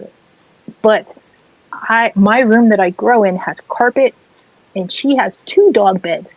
She has one right under my flow hood because she has to be right next to me. How dare you? And 2 dog beds? Yeah, and one right in front of the space heater because, of course, she likes to be right in front of the heat and dehydrate herself. Of course. So you can have animals, you can have stuff like that and still be a successful grower. You can. I mean, for sure. If you lived in a, level 1 clean room house, you'd never get contamination. So all these factors, I think it's just important to know, like, carpet is not ideal. You can definitely, Christina's first grow was in a carpeted room. You can still make it work. People still do Uncle Ben's, right? And way more contamination, but you can get fruit. So you're always just weighing, like, do I want to give away my dog? No. So okay, I guess I'm gonna have to deal with my dog. I have the same problem. I'm in an open basement. It's an open, unfinished basement. It's a house from the 50s. All the air returns have leaks in them. I definitely do not grow it in an ideal environment, so I bought a flow hood. And I try to clean all my areas with inside and bleach and do that semi-regularly. And with doing all those things, to be quite honest, I very rarely get contamination at this point. Watch me jinx myself. I better knock on wood. Yeah, because the point is, like, if you are growing mushrooms, you will get contamination at some point. Right. It's 100% sure, right? The only difference is the percentage. That is really the only difference. And if you're like me, I was mad at 2%. I'm like, how do I get this down to 1%? Then I got down to 1%, and I'm like, how do I get this down to pretty much never? Wow, what is this? These are some apes. Nice. I got them just labeled as apes, but I'm sure there's some kind of sub variety.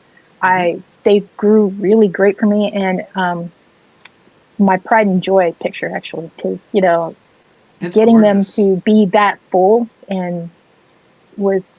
it just made my day. Yeah, man. So this picture makes me think of this. I remember when I first started growing, I just wanted one of those killer canopies.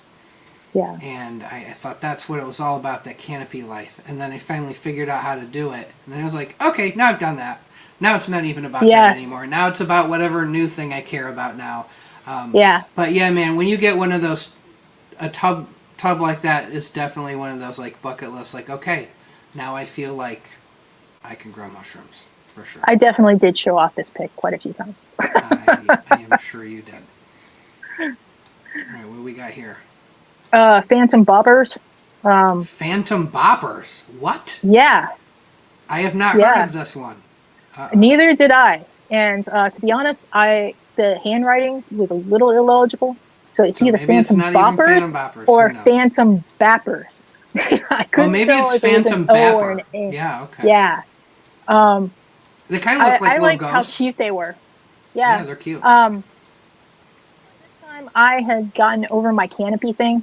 So, Yeah, I'm with you. like you said earlier, in my career, like I would have been, oh man, I see the substrate, you know? Yep, you get That's mad. so horrible. Yeah. But then I realized also, as you start getting into more varieties, a lot of them don't do canopies, you know, They don't, as much. And but they're still worthwhile, you know, and they still a lot of fun to grow.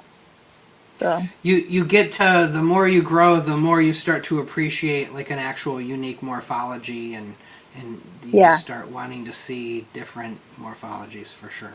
Now, okay, why do you have this picture in here? Tell me.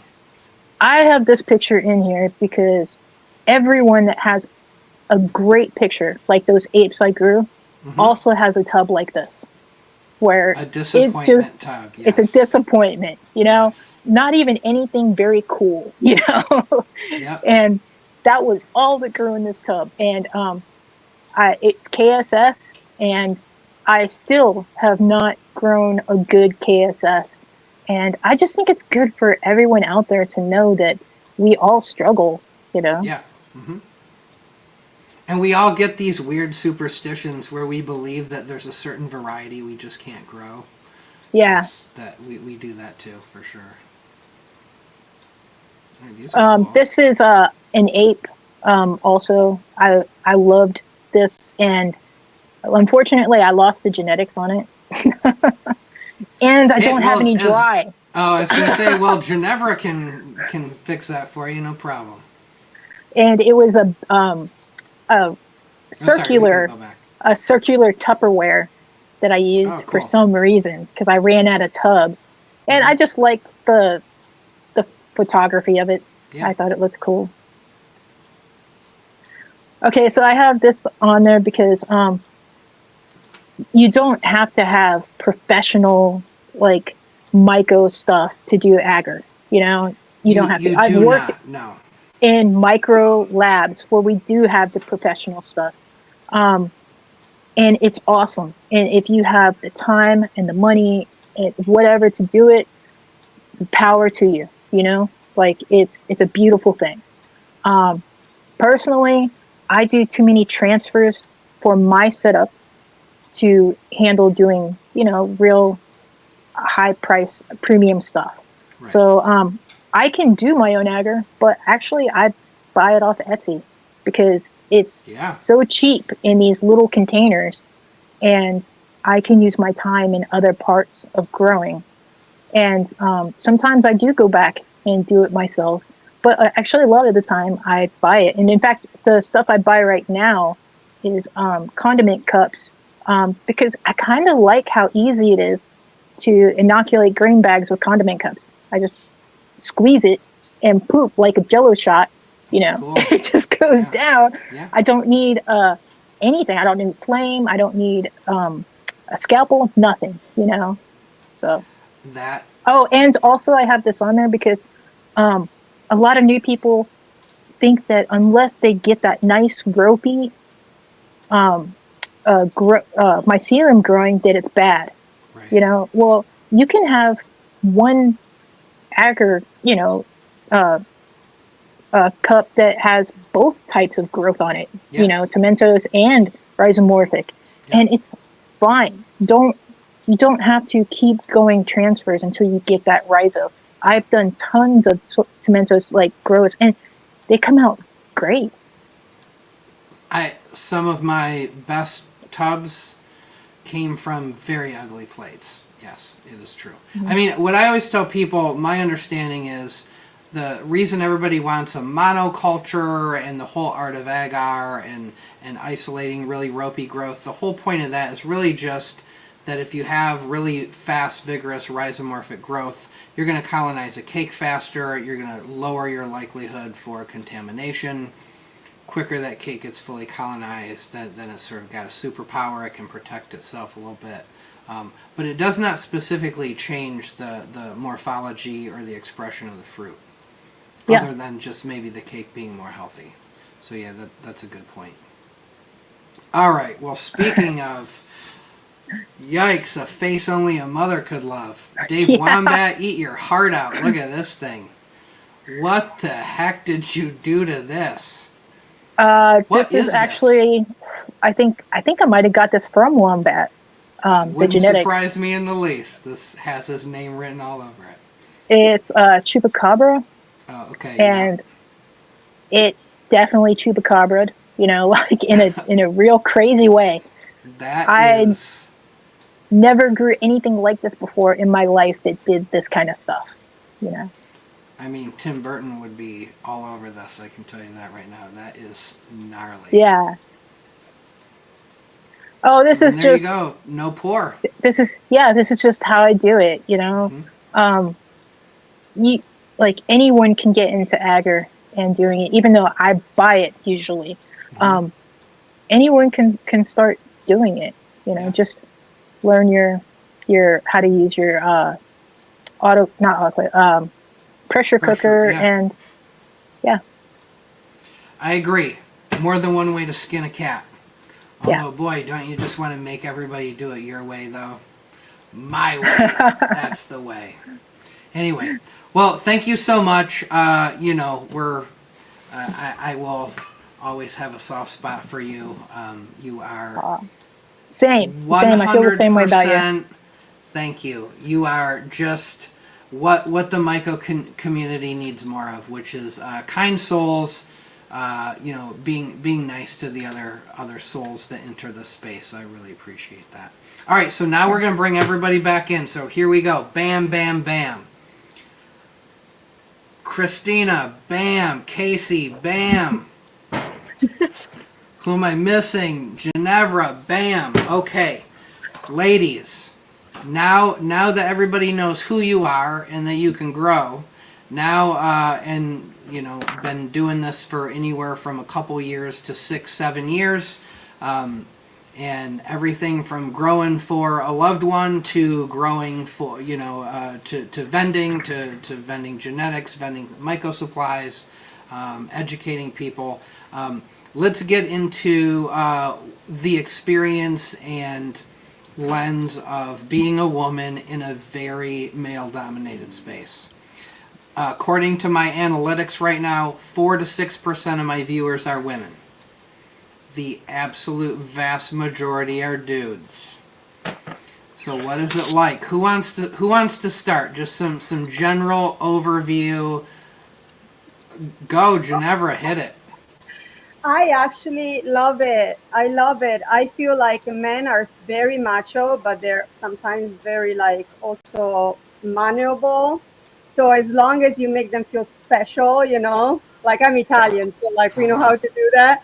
At that point, they become your friends and they start considering you as equal. If you get offended and you cannot keep up with their, stamina, the big balls kind of thing, then is when you will feel like you get put in a corner, And if you're in a man-dominated environment, just act like one a little bit, That's So I think it's interesting your story about Paniolus, about how he tried to give you shit and you just acted like you didn't even hear it.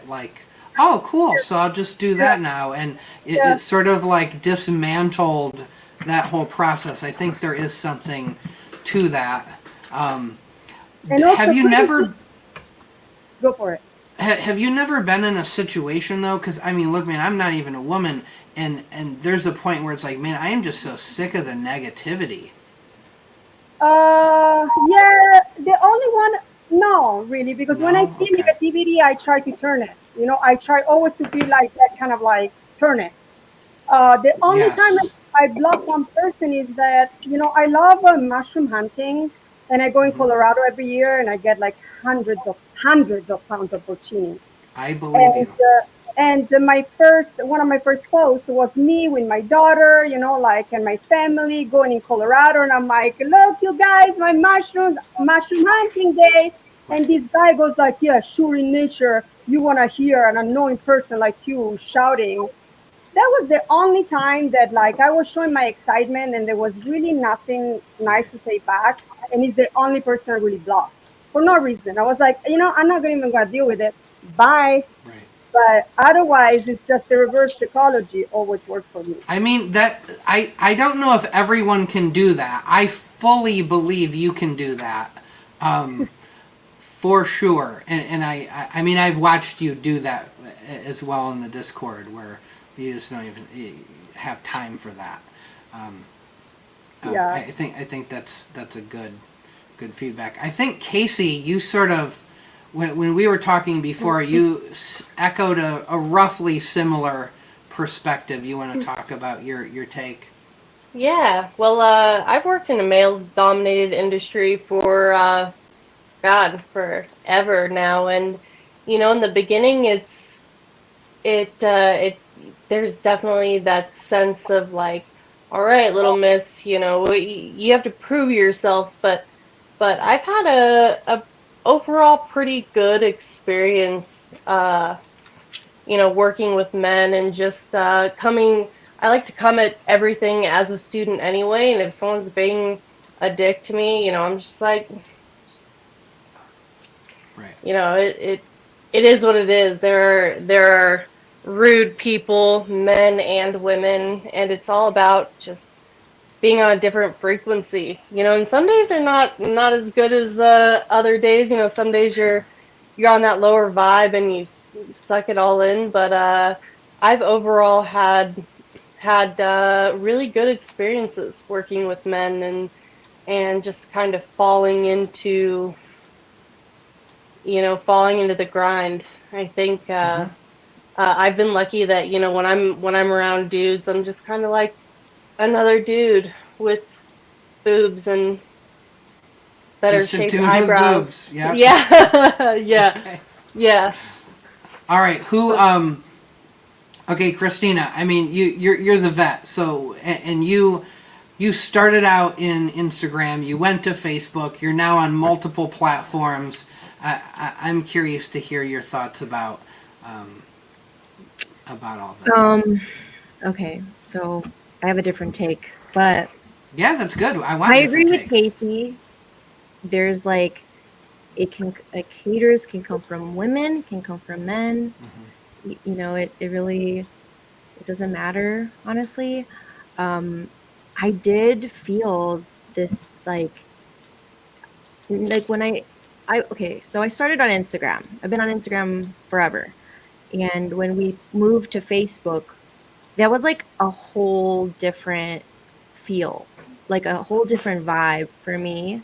Yeah. And it just like wasn't as welcoming to me, I guess. I agree with that. And it could be that I'm also a vendor, like I also run a business, so there's like some cattiness and can be like kind of competitive. Right. I think if I was just a hobbyist, like maybe it would be a lot more welcoming to me as just someone who wants to vibe and like talk about mycology and do like what Santana said, just like I love being on the newbie groups and just answering questions. Like I see it pop up on my feed and I feel like the need to do it. Like I must help. Yeah. But I have felt the need to like have to prove myself being on Facebook primarily. Instagram I've always felt has been more welcoming towards me, but having to kind of start over on Facebook, I have felt like I have a lot more people questioning me, whether I even know what I'm talking about. So yeah, there's that like pressure to feel like, Yeah. okay, I need to over explain and not feel like, oh, I'm not an idiot. I promise I know how to grow. Sure. But overall, I mean, I've met so many cool people and I've like other vendors that are super cool, and I've helped so many people like get their first grows, and that is so rewarding. So I think it's like any community, really. There's like It is. There's It the good and the is. bad. But I will There's a lot say of that male-dominated communities, just yeah, as a sure. whole, everywhere. I've reached out to a lot of different amateur mycologists though, and the feedback that I've gotten has been, I'll ask a question to you know, Dirty South or bigger names in the mycology game, and I've received so much information. Like people, I mean, there are always going to be the gatekeepers Yeah. or whatever, but the community has been so overwhelmingly supportive. Agree. Lots of good people. I feel like the mycology community, it is nicer though I than cut out again. yeah. But yeah, no, I've had there are always going to be those haters, but I've had a lot of even like bigger names reach out to me or provide me with awesome information, and I really just appreciate the difference the Myco community between the Myco community and the cannabis community. Like it's two different worlds. Yeah. Most of the people I interact with are just so helpful, and it's been really, really awesome. And you got, yeah. Now, so Santana, you mentioned something to me one time. I want to hear you talk about. You said that you just talked a little bit about being in a female mycology group on Facebook and being on some of the regular, co-ed Facebook groups. And that talk to me a little bit about the characteristic differences between those. Both of them are good, the regular ones and the female only ones. But they are like very, very different. The regular ones, they tend to be like, look what I did, and it's like, hey, look what I did. I did this really cool thing. I grew this really great mushroom. And the female only ones, it's such a different feeling. They're like, hey, look what I did, and you can too, and they put up a lot more videos and a lot more how-tos and step-by-step on how to get there. It feels like this community of let's get everyone successful. Like it's a team project, where in the regular ones that are more male-dominated, it feels more like competitive. Or it's just not that team feel of let's get everyone growing. Now, so as a guy, I'm when you just said that way, and you had mentioned this to me before, and I didn't think of it, but just now I'm thinking this. So, right, we got to be the toughest guy. We got to be the smartest guy. We got to make the most money. We got to have the coolest this, the coolest that. So, I mean, maybe it's even just like that's that societal pressure of like, oh no, I'm growing. Well, I gotta have the biggest fruit, right? Like, I grew 200 grams. Oh yeah, bro, 200 grams. Look at this 490, right? Like, that's the difference comments between men and women, though. That is right? definitely a man thing for sure. And the comments are way both are different cool. too. Yeah. Like the comments in a regular one that has more men, you'll get hundreds of comments from people who haven't even grown yet, and they say, oh, that's bacterial, that's contaminated, throw it away, you need to do this, you need to do that. They haven't even grown anything yet. Are you talking about Reddit or are you talking about Facebook? Facebook. No, sorry, right? Let's dig on Reddit. I feel like Reddit is all 15-year-old boys that have never grown a mushroom, but sorry, Reddit, I said it. The female groups, I don't know if it's because of how women are typically raised. They nurturing. Typically don't say things unless they know things, So they're not. There's much less of, oh, that's contaminated, that's this, that's that. And if they do say something and they're not an experienced grower, they'll always say it, like in the comment. Right. They'll say, I think this is this, but I don't have a lot of experience. Interesting. So my wife just sent me this little little inspirational video, because that's what we all do now, right? We just send our partners inspirational things, and we use our social medias like, oh, my wife's pissing me off about this. Well, here's this little TikTok she can watch so that she knows that bothers me or whatever. Anyway, so she sent me this one, and it was about the differences between boys and girls, and it was about the STEM class. And they said that all the boys in the STEM, the coding class, are like computer programming. And apparently the boys were just always writing code. And it looked like the girls were not writing code. But then they went back into the history on the computers.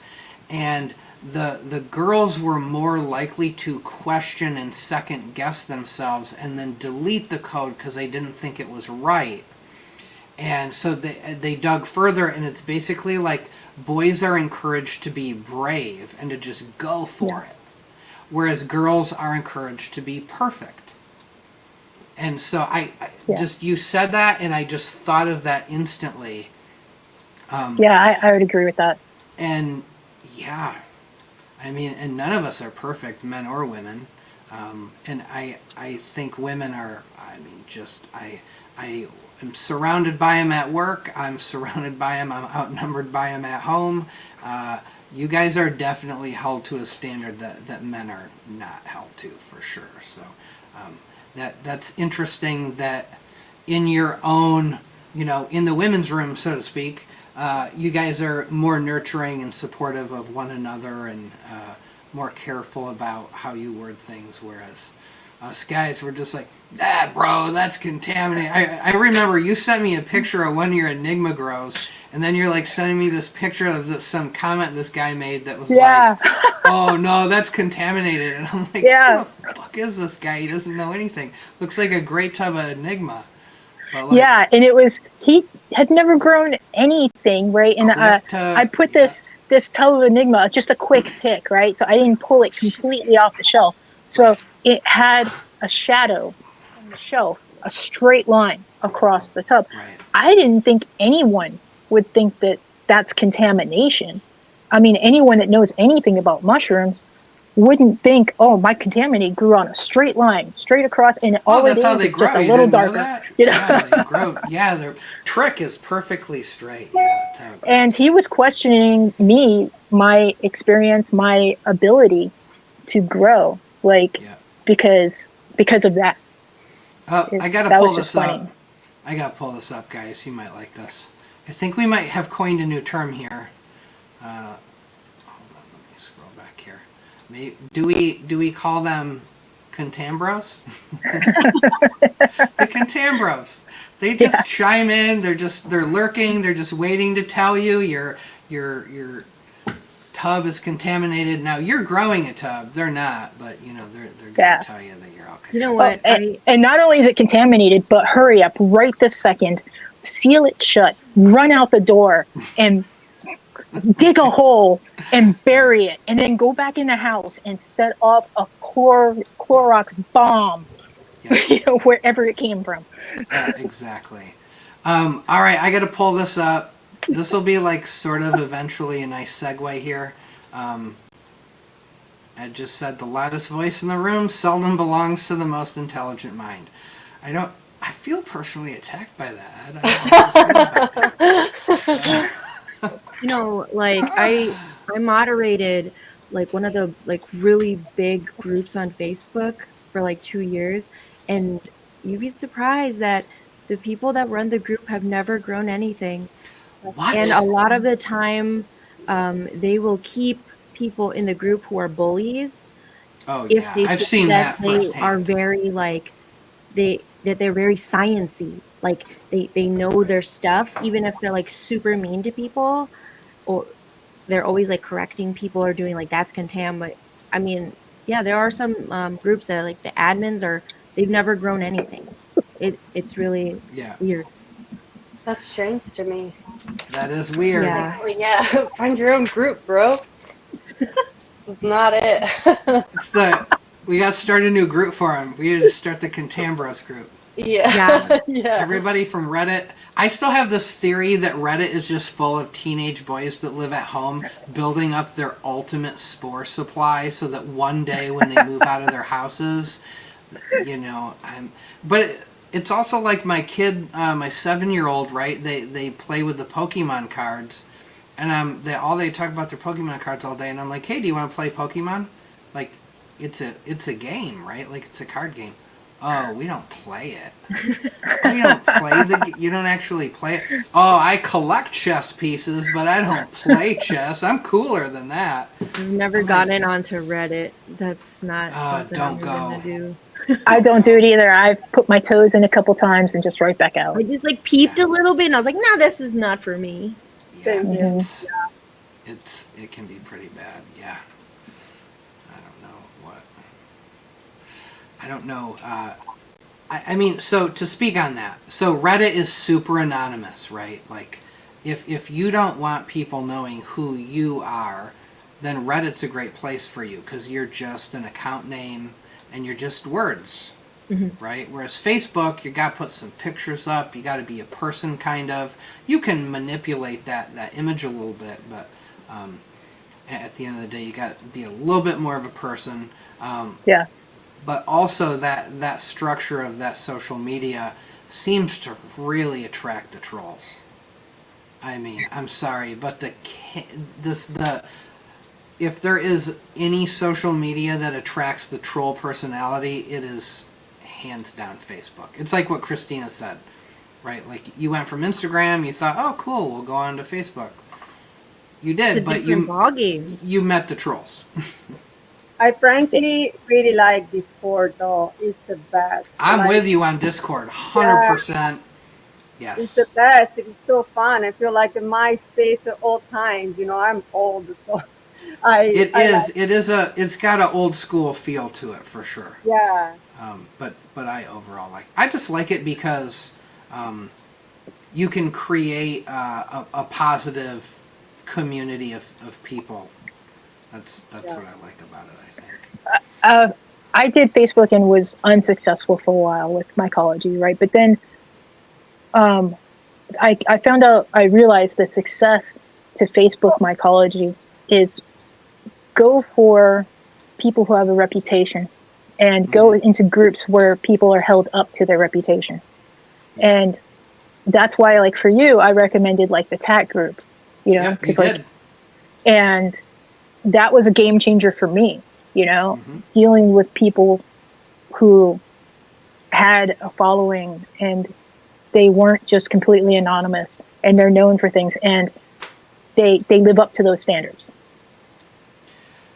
Yeah, you were. I remember that. You said, oh, you got to join TAT Syndicate Genetics. So I joined it and immediately it's like, oh, they follow rules within their group. Like, oh, this is how much swabs cost. And oh, I talked to Dave a little bit about the machination of how that group worked, and they held their breeders up to certain standards. So if you thought you had something, like for example, if you're Tim Pig and you got Toke, they expect you to send it to several of the people in the syndicate to grow out and make sure that it's consistent. And yeah, they cared about their reputation. Yeah. So my advice to a new person is, when we're new, we want to just fully focus on tools and rules of timelines and stuff like that. When really focus on relationships, actually focus on getting relationships within the community and not as much on, oh, I've got to get this genetic or I have to get this flow hood, and you'll do much better, much quicker. And listen, because if you don't listen, then people get frustrated with you, right? So if you decide to learn from someone, respect their time and listen to what they say. I'm with you. Dude, I love that. When Whitebeard pulled that one out of his ass, I mean, I just thought we were going to talk about, like, transparency of vending and, like, delivering a product when people pay for it and some of this stuff. And, man, he just came out of left field with, what bugs me is when newbies talk your ear off for 3 hours and then you don't hear from them for a month, and then they send you pictures and go, why isn't my tub growing, and they didn't do anything you said. It's Yeah. really true. That is the ethics of being a newbie is finding somebody that clearly knows what they're doing and respecting their time. And also show your Yeah. appreciation. Show your Yes. appreciation for these people who spend so much time to teach you. Like, Yes. really. That's honestly like why we had to start like consulting, because Yeah. there was just so many people reaching out to us, and I would spend like hours of my day, even to like Yep. 2, 3 in the morning, like helping people, just answering their questions, and it got to be a lot. And then, It you does. know, I would find them on the groups like, okay, I did this, and then I also did this, and they're like taking 100 different texts, throwing it all together, and I'm like, that's not even what I, that's not Yeah. even what I said. And I was like, that is very, very simple. This like, but then they're like, oh, I'm like going crazy. There's too many things. It's Yeah. like, well, I talked to you for like 3 hours. So What, it's tough. Christina? You don't know about their tech? What tech did they follow? They followed their tech. They Yeah. just went with it, like a buffet. Ask a little of this, a intelligent little of Yeah, that. but you questions. know what? But then later on, they're like, hey, Right. how come is this contam? That's Is the this favorite Ginerva? question. Yeah. Why did that happen? No, I don't know. Yeah. It's really also hard to So many troubleshoot. variables. Yeah. Because I so like many to work with variables. people and like troubleshoot with them to try and figure out like what happened, and it's like way harder if like you're working with me directly, and then I'm like, okay, wait, what did you do? And then you're just trying to backtrack now, so it's like super Well, complicated now. That's also why, like a land race, or even like your albino Louisianas are good. The land races are pretty. They follow a clock. You kind of know their timeline. So if somebody's growing those and 10 days out we don't have primordia, I'm like, okay, let's show me some pictures of that tub. Maybe we can try to figure out what's going on. But I know day 10, if you did things right, things should be moving at this point. And whereas when you're dealing with all these Casper, Yeti, SV10, Enigma. Enigma, you just don't necessarily know, because even one guy's Yeti, I think I've grown Yeti 3 or 4 times, and Jix Yeti works different than Good Fun Guy's Yeti, works different than somebody else's Yeti for a variety of reasons, whether it's that cultigen's been grown for 5 generations in bags versus tubs, or even the climate. No one talks about how if you buy genetics from a guy in Arkansas and you live in Minnesota, y'all shit's going to grow different up in Minnesota. Yeah. It's just going to. Yeah. It knows where it's at. It does. Yeah. It is sensitive to all that stuff. Yeah, like my PEs always look like golden teachers. Even no matter Right. the culture I get, they say no. They give you wrong culture. They give you wrong clay. They give you wrong swab. It always looks the same. I think it's where I'm from. What? That grows Oh, I'll send you some Goliath PE. We'll get you some good PEs going. Okay, and the other thing I learned lately, because I'm a newer grower, is that depends by the varietal, but do your research. Some varietals need more substrate than others, right? It is not Yes. all treated the same. So like do your research, ask the one that know like what are the ratios a little more, and you will be successful too. Yeah, and when she says do your research, she means ask people who have grown that successfully. Yeah. It's really that easy. When I first started wanting to grow Enigma, even though I had all of this experience behind me in other varieties, I knew I would need help. I knew it was a different beast. So first thing I did was I joined some Enigma groups. I found some people who grew it, and I got like a mentor kind of situation going to help me out with it. 100%. I think what Christina said, we've sort of like accidentally fell into talking about ethics here, which is great, making me happy. This is kind of one of my favorite topics. But, people who, Ginevra just hit on this as well, if people are helping you out, you don't go asking for. I'll tell you what it's like. It's like when you were in high school and you liked this certain girl, but she didn't like you because she's trying to date Chad. You know what I mean? And so you're there for her. You're taking her to school. You're helping her out. You're the shoulder she cries on when Chad dumps her and all this stuff. No We're like, appreciation. don't do that with mycology. You can do that with Chad all you want. But I mean, if people are there for you, and they vend or they sell stuff, show your support for them. If I do this all the time, I cannot tell you, almost every frickin' day somebody asks me if I have something that Dave Wombat is known for, and I'm like, have you asked Dave? No. Well, go frickin' ask him. Oh, he's busy. He even says Yeah, I he is love busy, Dave. He though. always you answers. trust me. Me too. I love him. Tell Dave you want to buy some Jack Frost. If he's got it, he'll sell it to you. Trust me. Yeah. Yeah. But go there first. If he says, "Oh, I don't have any Jack Frost right now," cool. Now you can go somewhere else. But especially the varieties that who originated them. You want Yeti? Go to Jik. You want Shakti Blue Brains? Go to Yoshi. You want whatever you want. If you know the person who created it, go to them first. Yeah, for the If they don't have it, then you can go any fucking where else you want. Yeah. But just try them first. And then also, if like, you oh, sorry. go. You're good. Another nice thing to do, like, I make a strain-specific chocolate. When someone does things for me, I always ask them, what's your favorite strain of these ones I just grew? And just send them a present. I send them a chocolate, like, just do back, Exactly. Yeah. Amen. I was really lucky, and a guy that I mentored that went on to be really big in the community actually gifted me something he's known for now, which is a sterilizer. And who is that? Who are you talking about? That was freaking awesome, Mm-hmm. Yeah, man. Of course, I sent you a free. So, by the way, guys, Santana has the very first production model I ever made, which she moved and she ruined because she used the wrong power supply on it. Yeah. So anyway, I now have it and I got to fix it for her, send it back to her. But where do you go to buy those sterilizers? Oh, just don't reach out to my shop's closed down right now, man. I couldn't keep up. I had to shut it down for a while.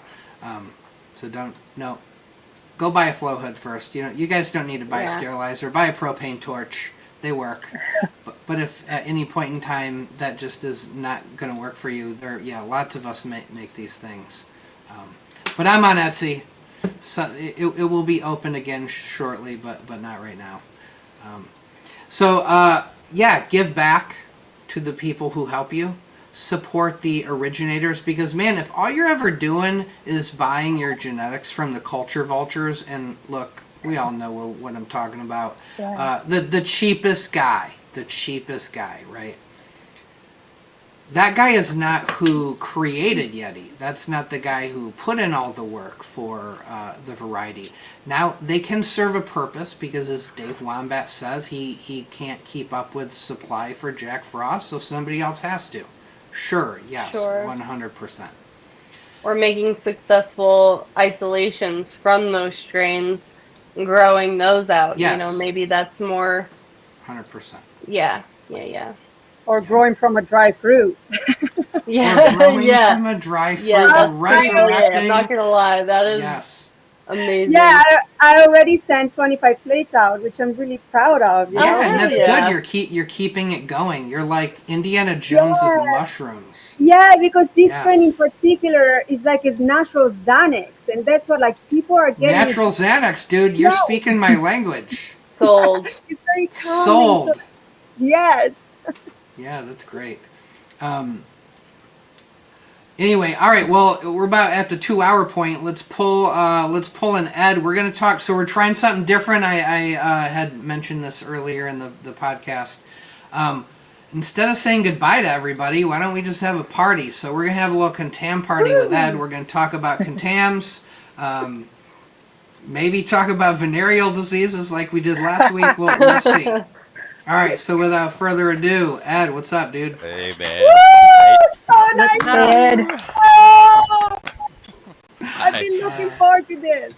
Oh, me too. I've got, well, that inappropriate timing, but I've got a list of venereal diseases lined up. Is that a to-do list? No. That's for my friends. To-do list? It's my friends. I need medical advice for my friends. That's hilarious. They're in the closet. So wait, you're talking about my venereal. You guys have been talking about parking lots, needles, bathrooms, basements, like Yes.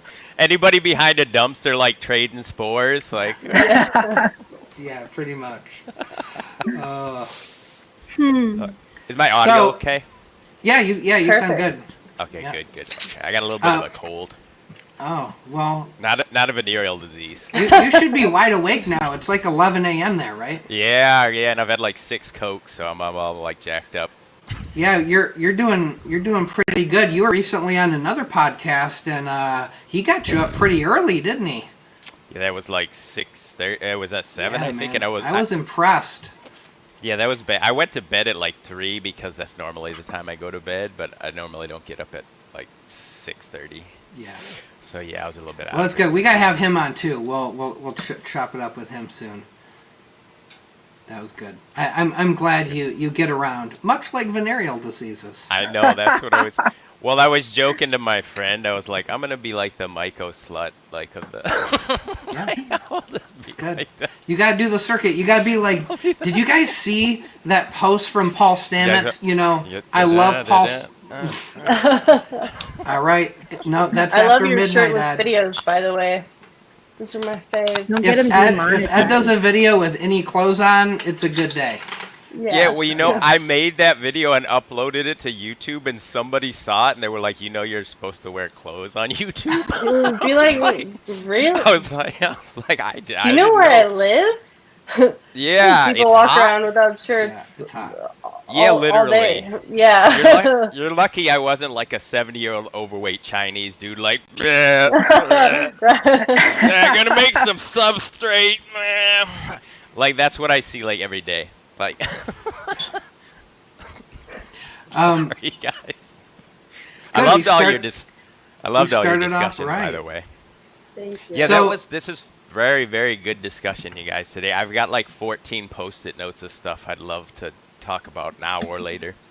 But I'm gonna let you. Ed has stock in Post-it, so yeah, he goes through a lot of Post-it notes. I'm not gonna show I'm you. all ears. That wall is clean. That wall is like a collage of like different colors, different pen colors. See, when you start to get to the point where you have to have different colors of pens, like, you like are such a purple, nerd, green, dude. light green. Yeah, I am, dude. You're I such a am nerd. like that's just a small selection of my pen colors. Bam. There you go, highlight. Bam! Because I'm reading scientific shit all day. Get the highlighters. Look at that, nerds unite. Uh-oh, is somebody gonna pull out their spore list in a second? Look it, I got No. 250 cultigens. I've got a baseball card folder full of swabs that I've never grown. It I'm is sorry. yes. Like, I've got spore prints, but I don't know what they are because I never grew them. I'm like, what? Like, aren't you, what? And you're selling these things? Oh my I'm god. just like, That's when I get I'm like- real upset. yeah, same here. Sell what you grow. So I have a question for Ed because I think it's going to be related to what we're going to talk about. So all my ends of all my tubs, all the bags are contaminated. Everything that I have is left over. My backyard is covered, right? So I went to the Arboretum down the street and I start planting everywhere, everything I have left over. So like to give back to the community, pretty much soon people will start discovering that there's going to be magic mushrooms around. Seattle Wait, area. you dump your contaminated bags down the road at the Arboretum? Yeah, a lot. Wow. And the question is, if they are contaminated and the winter comes and this and that, they're still gonna grow, right? Well, I'm not sure where you're at, but they'll grow when the temperatures are appropriate. But so If like it's like the If it's like a contamination- side, Sorry. cubes are only going to grow probably, I don't know, depending on where you're at. I live in Thailand, so like it's pretty Yeah. much the right temperature year round. Right. But now we're in the dry season, so I did this about a month ago. I took some just like leftover substrate cakes and put them down the road in my friend's backyard, and they only grew a few, like maybe 3 or 4 mushrooms. Because, you know, we give them such precise conditions in our monotubs, our tent. So to replicate that outdoors, I think, is quite tricky. It's almost impossible. And plus, we've selected for indoor cultigens.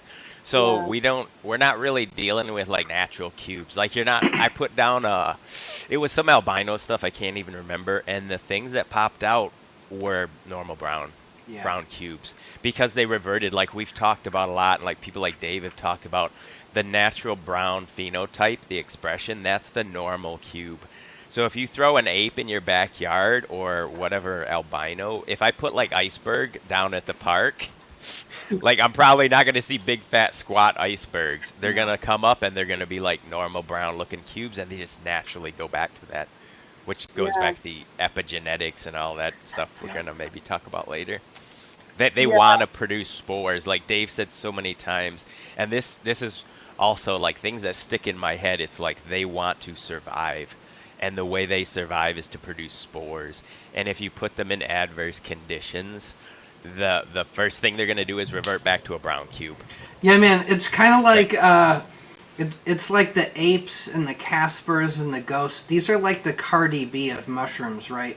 But we need like the Vin Diesels, right? When you throw that cake back outside, Cardi B is not gonna make it out there. Man, I want Cardi B instead. I don't want Vin Diesel. I probably do too. But, do you know what I mean? Like, yeah, that wild genetic, that is the outdoor rugged, I can handle it genetic. Yeah. And so Yep. it will try to go, just like when things revert, they frequently revert because of less than ideal environmental factors or maybe a mild case of contamination, and they revert because they're trying to survive. See, that's fascinating. I heard Do that that. Slightly Federal had a good success doing that. I think he planted them by the Capitol building. Mm.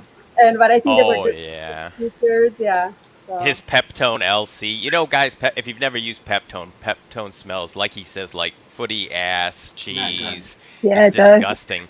So I don't know if he was trying to spread like LC. I think he just wanted to piss some people off and like make the Yeah. Capitol smell like I ass. love it. Right. Like, double purpose. I should do it where I work. Yeah. Don't do it. I mean, no, So- I'm a volunteer. So let's start with. Do you want to start with trichoderma? It's What do we me. want to talk about? Yeah. You know what's here? Okay, I'll kind of preempt the thing. Everybody has contamination. I just literally 30 minutes ago threw away 2 shoe boxes. Something doesn't look right. Smells. People There underestimate you smells, go. and that's one thing we can't do on the internet. We can't smell stuff. Yeah. When you get a bag and you open it and you smell nothing but like, if you don't smell pure, like unadulterated, like forest goodness, something's probably wrong. Yeah. If it smells sour or it smells sort of like almost like musty, which takes a Yeah. little bit of experience, like there's a musty smell, you know, when you have clothes hanging in the closet for Right. too long. Like it's even And they- sweet sometimes too. Yes, sweet Yeah, sweet also, too. yes. Yeah. Now, Yep. now the one. What about just? Do you ever get a jar and you swear there's no smell to it? That is also not. You don't want that smell. You want that earthy, mushy Yeah. smell. If that isn't just fragrant as can be, you probably got something else going on in that. Yes. For sure. That might be one of those bacteria that's not doesn't produce a volatile thing that you can smell, yeah. smell, but it's still messing with your mycelium. Yeah. Or it could be a virus. Oh, Yeah, Ed will start talking to you guys about viruses. Get ready. They could be. Dude, I learned last night, which would be your guys' daytime. I learned more about viruses. My friend, he used to work as in a hospital too, and he was going on and on about venereal diseases. I'm Yeah. like, stop. Did he tell you about cancroid? I looked that up, and I did not do an image search on purpose Oh, because I knew yeah. you wanted me to do an image search, and I'm like, he wants me to see something I'm not gonna forget. You will not forget it. I did not do an image. When I saw ulcers and yeah. pustules and things like that, I'm like, no. I know what an ulcer. I know what a pustule is. Ed, I love viruses. I read lots of books about them, and there's this one little piece of information I know. I'll do it real quick. There was an Ebola type strain. It's called Marburg in Germany. It had broken out, and the people that had gotten it weren't from Germany. They were aid workers, and Germany was like, get your infected people out of here. So America stepped in and said, well, here, you can use one of our space shuttles, our space capsules, because it's sealed. And so that's what we did. We let them borrow a capsule, and we transported people with Marburg inside that capsule. I just think that's like the nerdiest, What? most awesome story. That is of That's the virus. Wow. that is very cool. Did they send them up to the space station? Or? Yeah, that's where my head went at first. I'm like, wait, what? I take them back. But that, I mean, virology, it's no joke. The virus is small. Virus gets through your HEPA filter. Yeah. You know, I virus started is teeny, teeny, teeny, tiny. Yeah. I will Well, I don't know, never some- forget the movie The 12 Monkeys with Brad Pitt when they opened the bottle at the airport. I will never forget. Yeah. I always think of that. Anyway, I really. We're doing that every day, guys. If we don't wear gloves, we have viruses all over our hands. We You do. That's, You do, literally. we do. And half the called time when building people think they immunity. have food poisoning, it's not. It's just stuff they picked up from their Yeah. hands. Yeah. A lot of gastritis is, it's Yeah. not, it's viral. Yeah. It's I true. feel like I'm the glove. Like I should like get make a glove company or something like that. You should, Go man. for it. I'll support you. I'll be the first. Grand gloves. I commented in that this goes back to one thing, you guys, denatured alcohol. If you touch, I mentioned it in the comments, if you spray your hand, like I'll be in the hood for 3 or 4 hours. If I wasn't wearing gloves, I would literally spray my hands probably over 100 times. When that Ditto. denaturant builds up on your hand, and I ate Yeah, fried it's not chicken, it goes in your mouth, and I literally, for like 4 hours, I had to brush my teeth 2 times, 4 hours later, and I still had the taste of that denaturant in my mouth. If you guys, if you use isopropyl and you're not familiar with the taste of that denaturant, it is the most disgusting thing. And remember, I used to It drink a smells. lot, so I tried to drink denatured alcohol. Ooh, Me and Oh my God. Oh my God. dude. Cheap, No, you man. That's how I know you were I an did. alcoholic. Holy I shit. did. Well, we were doing it as a joke. We were Oh, also like okay. really baked out of our minds and like, hey man, we're too lazy to go buy beer. Can we just drink the denatured ethanol under? No. Doesn't work. Literally, it got to the back of our throats and immediately induced us to vomit, which it's supposed to do. Yeah. That's what it's supposed to do. That's so like drunks like me didn't fucking drink it. Because it tossed like 50 cents a quart or liter or gallon or whatever the hell you guys use. Again, I kind of switched over to metrics now. But yeah, it's in there for a reason. Well, it's because they got to tax edible alcohol. You know, or whatever it's called. You know, alcohol that's for consumption, they tax the hell out of it. Like straight They lab do. alcohol costs like 50 cents a gallon to make. And, you know, you can't buy a gallon of vodka for 50 cents, right? And like 80% of the cost of that is for tax, Right. Yeah. which is what they'll do to us eventually. Yeah. I'm sure they will. So what? I'm currently tax free. So I'm curious. What your thoughts on Santana's glove fitment issues? What do you do about that? Get another brand. I've went through, so I did mention this in the chat too, liners.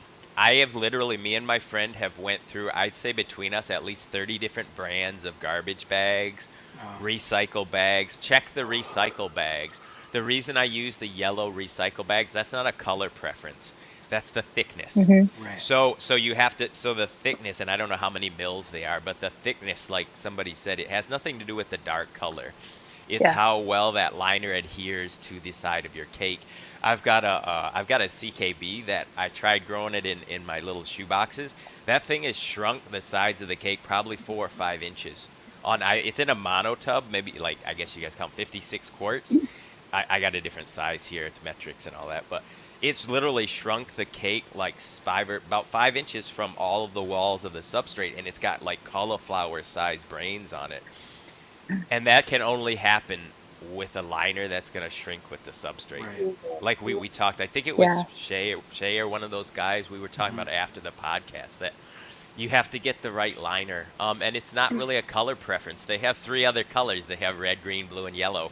Yellow just happened to be the one that was for organic material.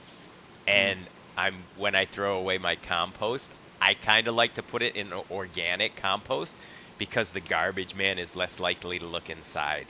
If the garbage man, I kind of come from the cannabis world pro too, tip, Ed. You don't throw your clipping. This is the That's biggest. very true. That's a big Yes. no-no. You Big don't no-no. throw your clippings away in your domestic municipal garbage. Garbage man's Yeah. gonna smell it and be like, "What's inside?" Now, if he sees that biohazard like kitchen waste bag, he ain't gonna touching open that it. bag. True No, that. so he's not gonna open it and see a big ape popping up and being like, "What the hell is that?" Like, Yeah. Yeah. not that he'd recognize the ape, which I love is that, like, I had my repair guys come the other week. It's like, yeah, there's all my mushroom monotubs. They're like, what Yeah. kind of mushrooms are they? I'm like, Orange. Yeah. Orange and Piopino. Piopino. Yeah. Okay, oh wait, but while you're on chestnuts. here, yeah, chestnuts and Ginerva, Ginevra? Ginevra, is that how you say your name? Yeah. How do you actually say Piopino? You're Italian, Piopino? right? Pio Yeah, Pino. okay. Pio Yeah, Pino. okay. Piopino. Pio Pino. I hear that pronunciation butchered, so agar. How do you say agar? Auger.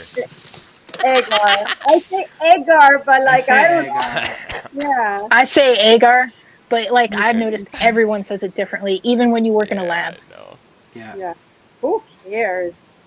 I know. Yeah. Who cares? Exactly. People call you me know. Ginevra, and I don't care. She As long as doesn't. they call- What about like gonorrhea? Is that?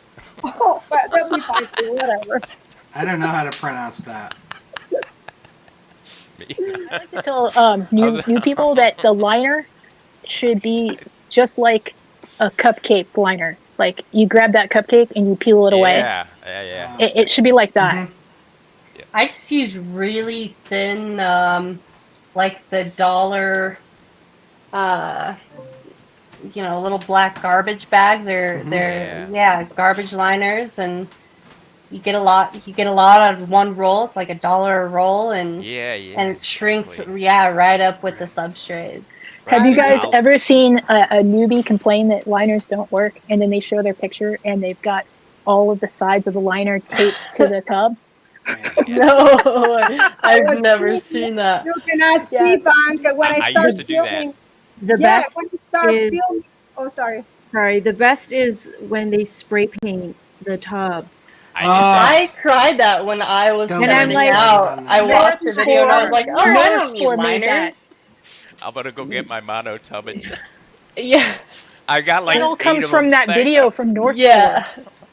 When Yeah, I started my for sure. Instagram, I did 2 videos: how to line a tab and then how to line a tab from the outside. P-Funk wrote me immediately. It was like, ouch, girl, what are you doing? Yeah. See, we're looking out for you, Ginevra. We're I looking out made for that you. mistake. You're looking pretty. So I was like, oh, that's when I learned how to line a tab. Yeah. But I mean I that. actually use contractor bags. I get a Yeah. lot of liners out of one contractor bag, but I haven't had any issues with it, like not shrinking with the substrate. Yeah, It's I all know. the thickness. You might be using thicker. Yeah, they're thick. uh, They're pretty thick. Yeah. Yeah. And they I've wet. been It all depends on your experimenting with substrate too. thinner. Like we all do it differently. But I don't True pack that. my substrate either. What? Really? So I've always I noticed just that mix- Oh. when I mix, pack mine, and then I have a layer on top of just like substrate after I've mixed, and I don't pack it or anything. But it. I mean, and you when I must- pack you it, I tamp feel like it I down don't though, rip the right? cake up. Well, I Oh, don't sorry. push it down or tap it down. I just make sure it's level.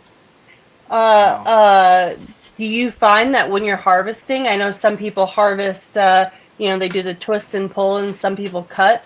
But I've always found that when I don't pack it down a little bit, I mean, I feel like it colonizes faster when I pack it down, and also do too. I'm never ripping up cakes. Like I can't remember the last time I ripped up a cake. But if I don't pack it down, I was letting my my partner set our tubs for a little while, and I kept ripping up cakes. I'm like, you gotta pack down the substrate, but maybe that's something else. Maybe, I don't think it's like, for me, it's not the packing. For me, it depends on the variety of like, because I find that there's some varieties that no matter, I do everything the same. So it's like, they'll just pop off. Like, any like was it like Ghost or something like isolation of Sure. true albino teacher. It just pops off. And then there's some like Orisa that I always have that are like grabbing onto the substrate and will rip it up. And I will do everything the same way. And I just find that it just varies on the genetics for Sure. me. It definitely does vary on the But genetic. I am on the team of I just cut everything. So But I don't is do the there twist a and pull purpose anymore, why but- you don't pack it down? I'm sorry, I cut you off. Go ahead. What are you saying? Do you find benefit from not packing it down, or is there a reason why you don't do that? I just don't. I have never Okay. like learned to do it that way. So I just learned. Okay. I just make sure it's level and Yeah. even, and then I just let it go. That's it. Yeah, I think you guys were back to a common theme here is that everybody uses a different grain, has a different source for their quar, Yeah, different true source for that. the liner, Mhm. different sub to spawn ratio, different hydration rate. Somebody keeps commenting on my guns, that's, literally I individually squeeze to feel capacity my substrate, and I have I a do the friend who- same thing. I'm Yeah, sorry. let's see those guns, Dude. Popeye. oh damn! Oh shit! Yeah, no, I'll like over gotta go, wet it. You- Wet it sometime, and I just squeeze it out as I go. I'm like, I'll just Yeah. add if it's too dry, just add another full quart of boiling Yeah. water, and just Exactly. squeeze it as you go. We- It's the way. we have Yep. a formula. It's therapeutic. It's formula. therapeutic. That's- And- Yeah, it is. well, see, here's the problem with those formulas is that I make like 10 pounds of substrate at a time. We do too. Like, okay, so the other thing for me is my quar. For the last 3 years, I've had my quar producer basically cut the distribution because the EC was too high. Casey from the cannabis world. When your EC, which is electrical conductivity, when it goes too high, the manufacturer of the quar will literally stop selling because they know it'll fuck up your grow. And if you got a $500,000 as cannabis grow, and your quar is fucked up, there's gonna be some consequences. Oh yeah, like they're big, right? So Yeah. literally the main supplier here, Thailand and Indonesia are the sources for coconut quar. But the Period, local supplier, literally for 3 months, they stopped selling because they didn't want to fuck up their reputation, Good. which they would have done. Good. Because if they would have been selling quar to cannabis growers, this was last November when legalization was just getting in the rolling, not big things. They were like, we can't. This kind of goes back to us vendors that sell like shitty swabs or contaminated plates, or they're not the right cultigen. They won't be around for long. They won't be around for long. Oh yeah. Like So yeah, back to the recipe. The recipes, I appreciate that people have recipes. They don't really work for me. My quar from batch to batch, I mean, I make, I don't know how many thousands of monotub shoe boxes and bags I have made. And if I had a recipe, it would not work. Like, Now, I mean, I start with a recipe, but I tend to make mine just a little wet. Like my quart jar that I use for the water, I just, instead of doing exactly 4 quarts per bucket tech, I fill it a little bit higher. And then I do what you do. I don't do my entire thing this way, but if it's too wet, if I do my fist test and it's too wet, then I take a clump of it and I'm like squeezing it out.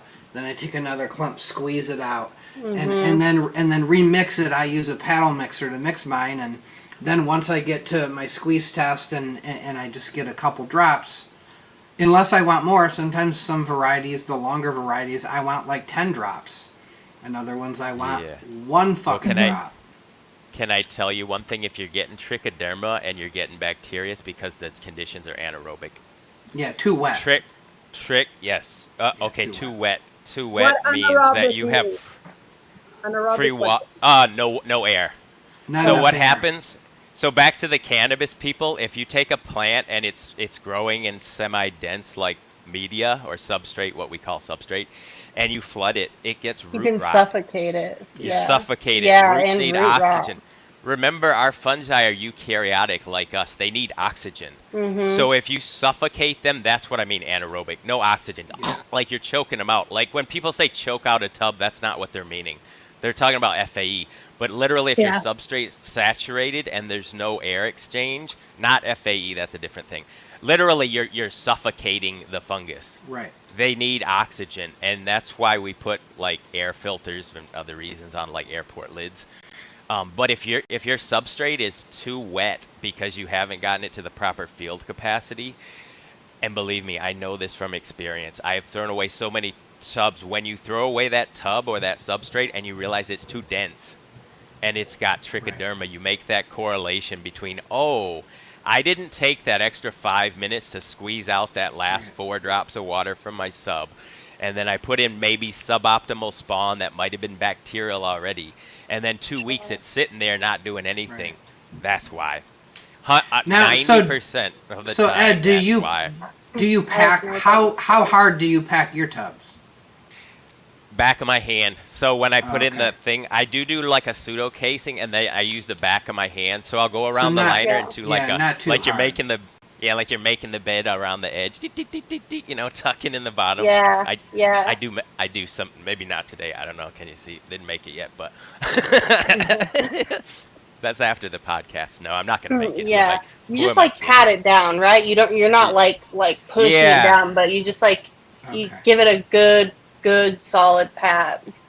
I have gotten one of those spatula, like what are they, like the drywall spatula things? Mhm. That's genius. I had a pizza, you know, a pizza peel they sometimes call it, like one of those, but they use it for like baking, where they like scrape the dough.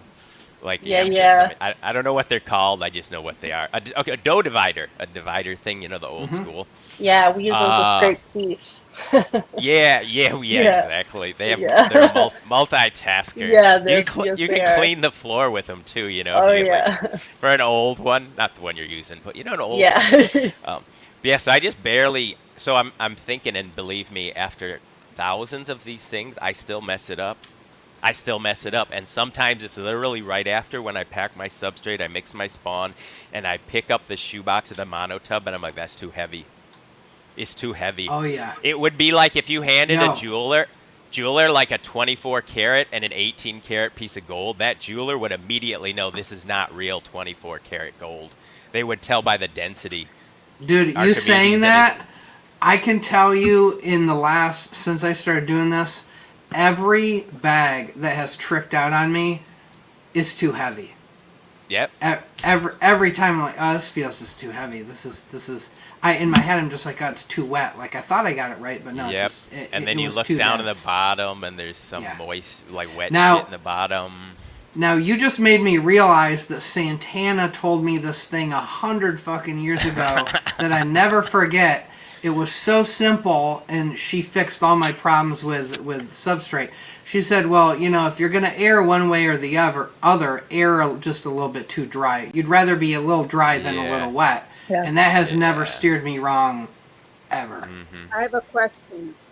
When you are done with your tub, you pat it down and all that, and then you spray the walls, right? Is that important to not spray too much either? Because I do set and forget, and sometimes I do don't get spray the walls. I don't spray at Never all. sprayed. I don't Yeah. spray the walls either. Your substrate should be at field But cover. I always in the tape. I grains. make sure to tape it off really good, and that condensation builds on its Yeah. own. Mhm. Like if I used to put a liner over the top for a long time, and then I was noticing it was just, and I don't know if, I mean, you can't see it start to pin, you know, you have to actually open it, but my partner actually showed me, you know, just tape that Yeah. sucker up really good, and I do the same, but like I do spray, and sometimes I do get tricked. So I don't understand. Don't stop spraying. Yeah, you don't. stop You don't spraying. need to. The only time you might spray is if during the, you know, say it's colonized and maybe you get a pin set and for whatever reason you notice that all the walls on the tub have now dried out. Yeah. That would be a reason to do that. Now that it's not ideal. Ideally, you never have to do this. But I think James Cruz mentioned this a couple weeks ago, where he was like, he knows that if his tub looks really wet, if all the walls have condensation all around them evenly and there's condensation on the top, he's like, I know that's going to be a good tub because it's how it's supposed to be.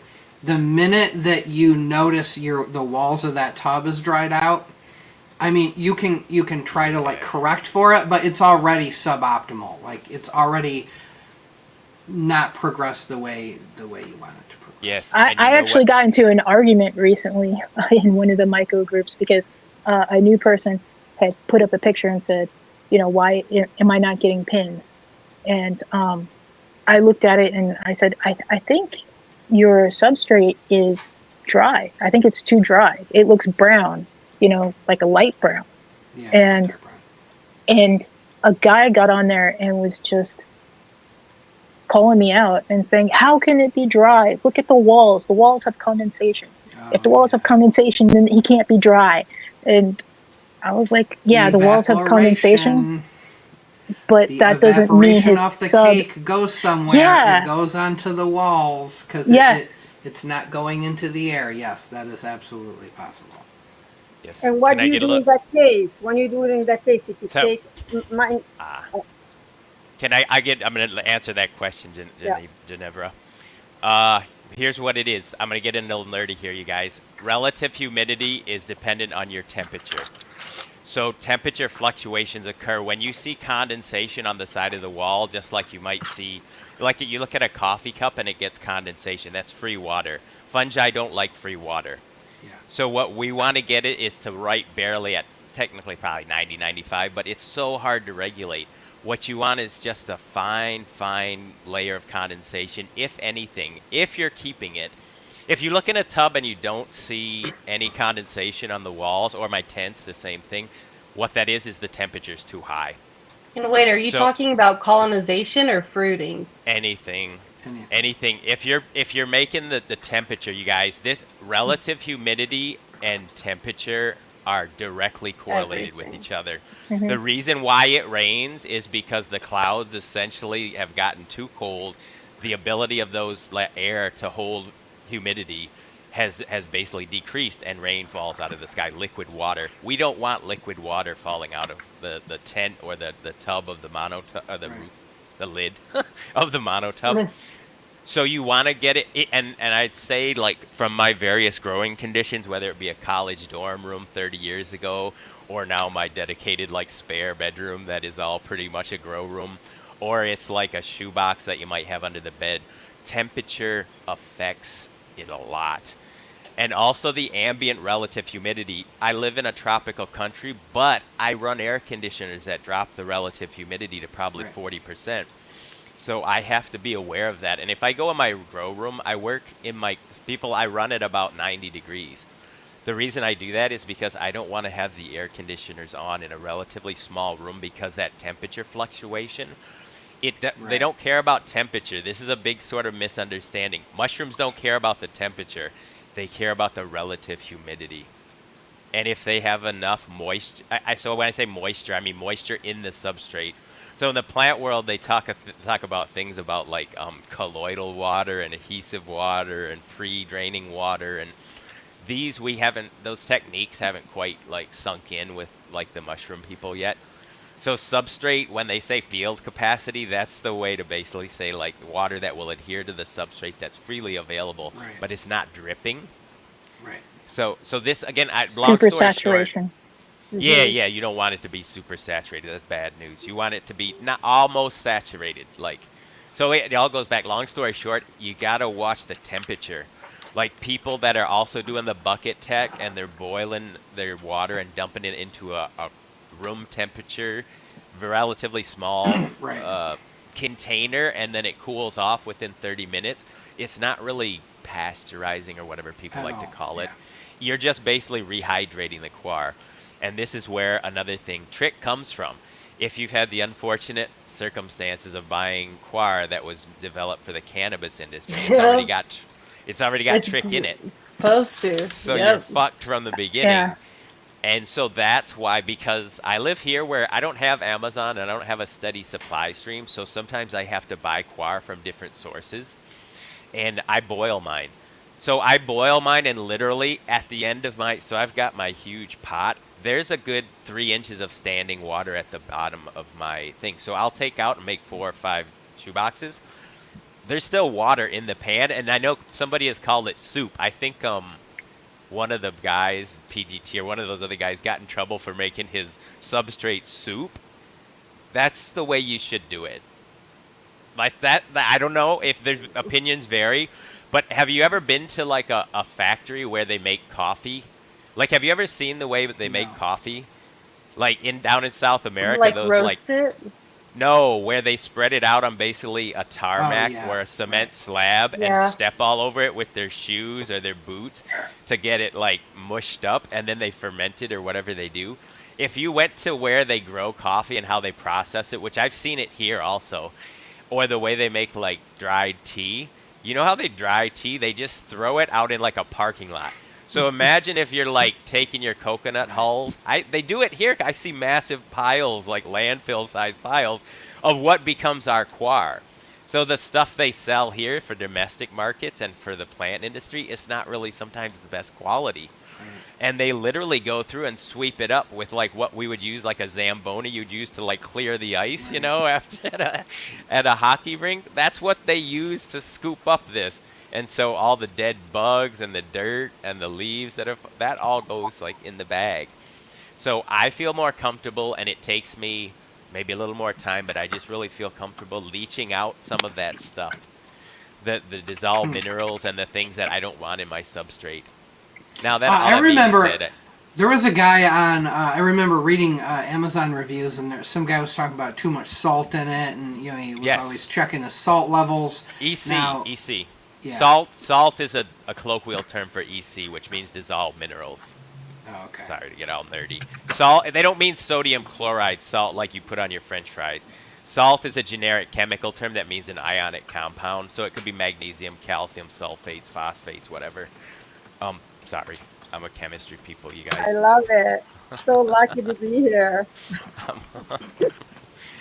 Oh, if anybody wants to talk chemistry, I kind of usually truncate myself when I'm on the podcast because I can go off on a chemistry tangent real quick. I love Hey, it. no complaints here. Not at all. Yeah, maybe another special episode if we want to talk about tikal. How do you say tikal? So I have another no question. idea. Sorry.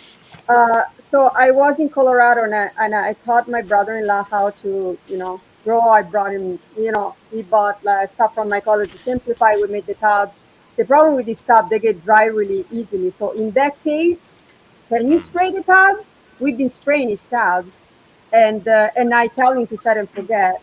And by the end, when it gets to harvest, all like the moist is all gone.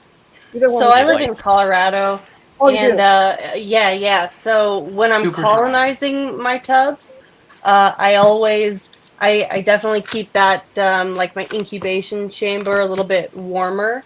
I use a little bit wetter substrate, like that. I mean, still feels capacity, but once they're in fruiting, you should definitely be misting them while they're in fruiting. But while they're colonizing, like right after you set your tub,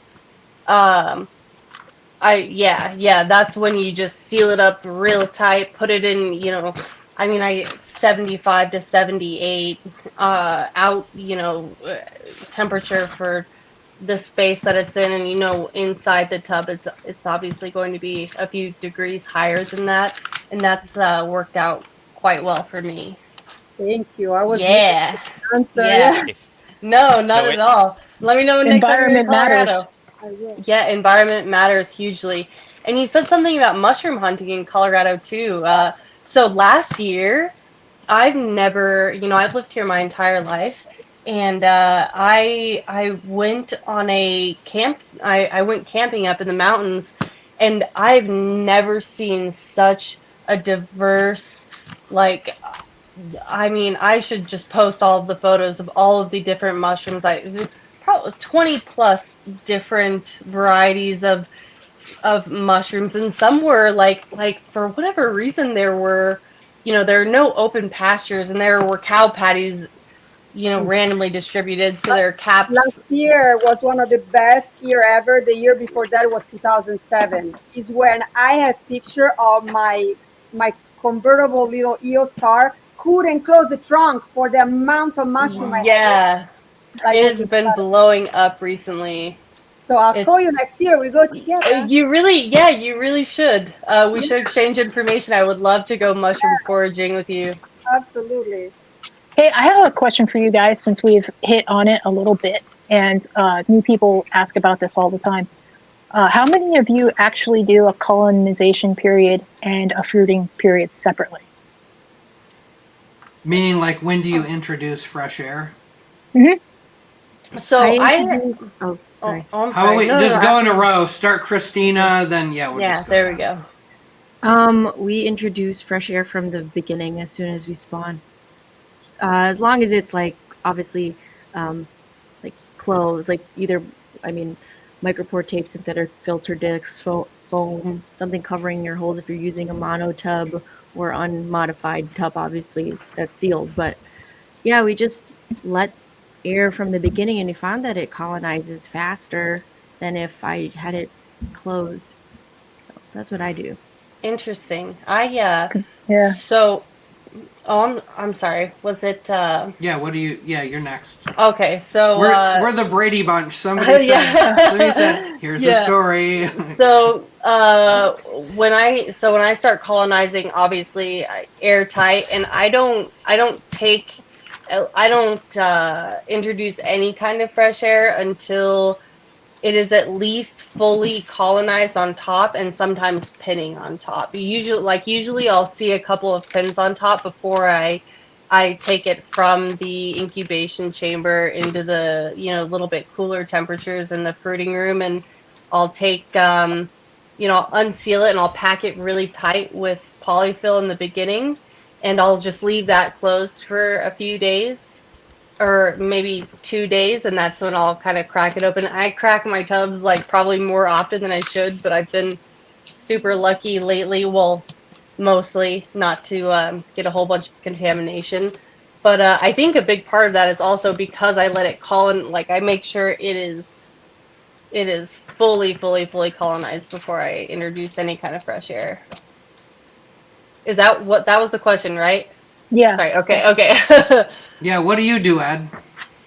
I do all of it, to be honest. I'm working with bags now, and I'm working with mono tubs, unmodified, modified, and I work with tents and shoe boxes.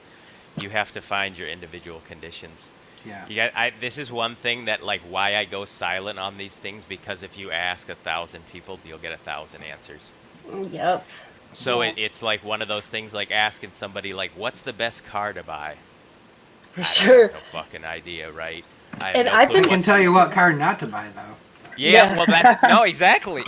So generally what I do is get field capacity, have clean spawn. I actually wrote this down. I had my air conditioner dripping again. Fucking, they just came to clean it last Right, week. on your You're gonna have to computer. send Spawn- me. You should move your computer from Yeah, I'm gonna under fix the that AC. for you. I know. It's like off to the side. I just put a Kleenex box there. Oh, beautiful. I have Soak it up. Kleenexes next to the computer for no reason. Yeah. That's just for the air conditioner. I've never thought about that though, because Guys- I've been using bags too, and I don't cover the Filter. the filter. I don't cover the filter, and it colonizes perfectly, and then I cut the top off. But when I do, I haven't thought about that, like doing bags and things. How there is kind of fresh air exchange that whole time, and it's still going fine. Yeah. Wow. Well, I I just put that stapled- together in my head. I staple the top of my bags too. I don't use a sealer. I don't So, either. Do you, I- do you, I- f- I you do- fold it, right? One fold and then staple.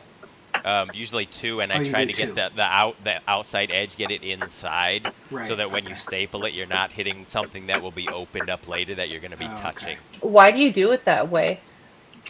Speed. Okay. I make like a fuckload of spawn. Like, I don't Sure. even want to say how Just much, use but binder clips. yeah, they rust. They Oh. rust. And like staples are disposable, and when you're doing like a lot of bags, I need to have like a stapler and then one like reloaded. It's like, for gun, you got like your backup gun. Like, I got a backup. I have two backup staplers, because when you're halfway through the middle of stapling a bag and you run out of staplers, if you watch some of my videos, it happens frequently.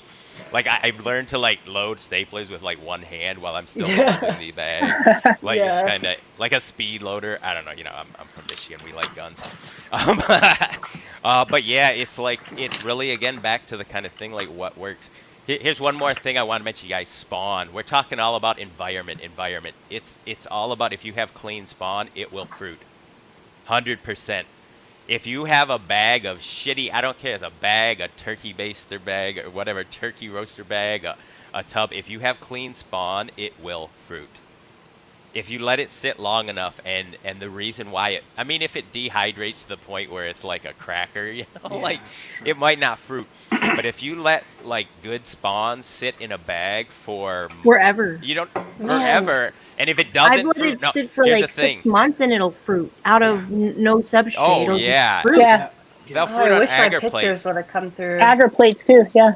Yeah. Yeah, if they don't fruit, here's a tip, pro tip. If they don't fruit, it might be a monocaryon. This Right. is what I've had happen. If you've got a culture that looks good and it's getting pseudo-rhizomorphic and you put it in a bag and it doesn't fruit after 3 months, or if you're doing a cross with the monos like I do and you don't see a fruit body somewhere on that plate, there's a reason. It could be on either side in the middle. If you don't see a fruit body after 3 months on that plate, something's wrong.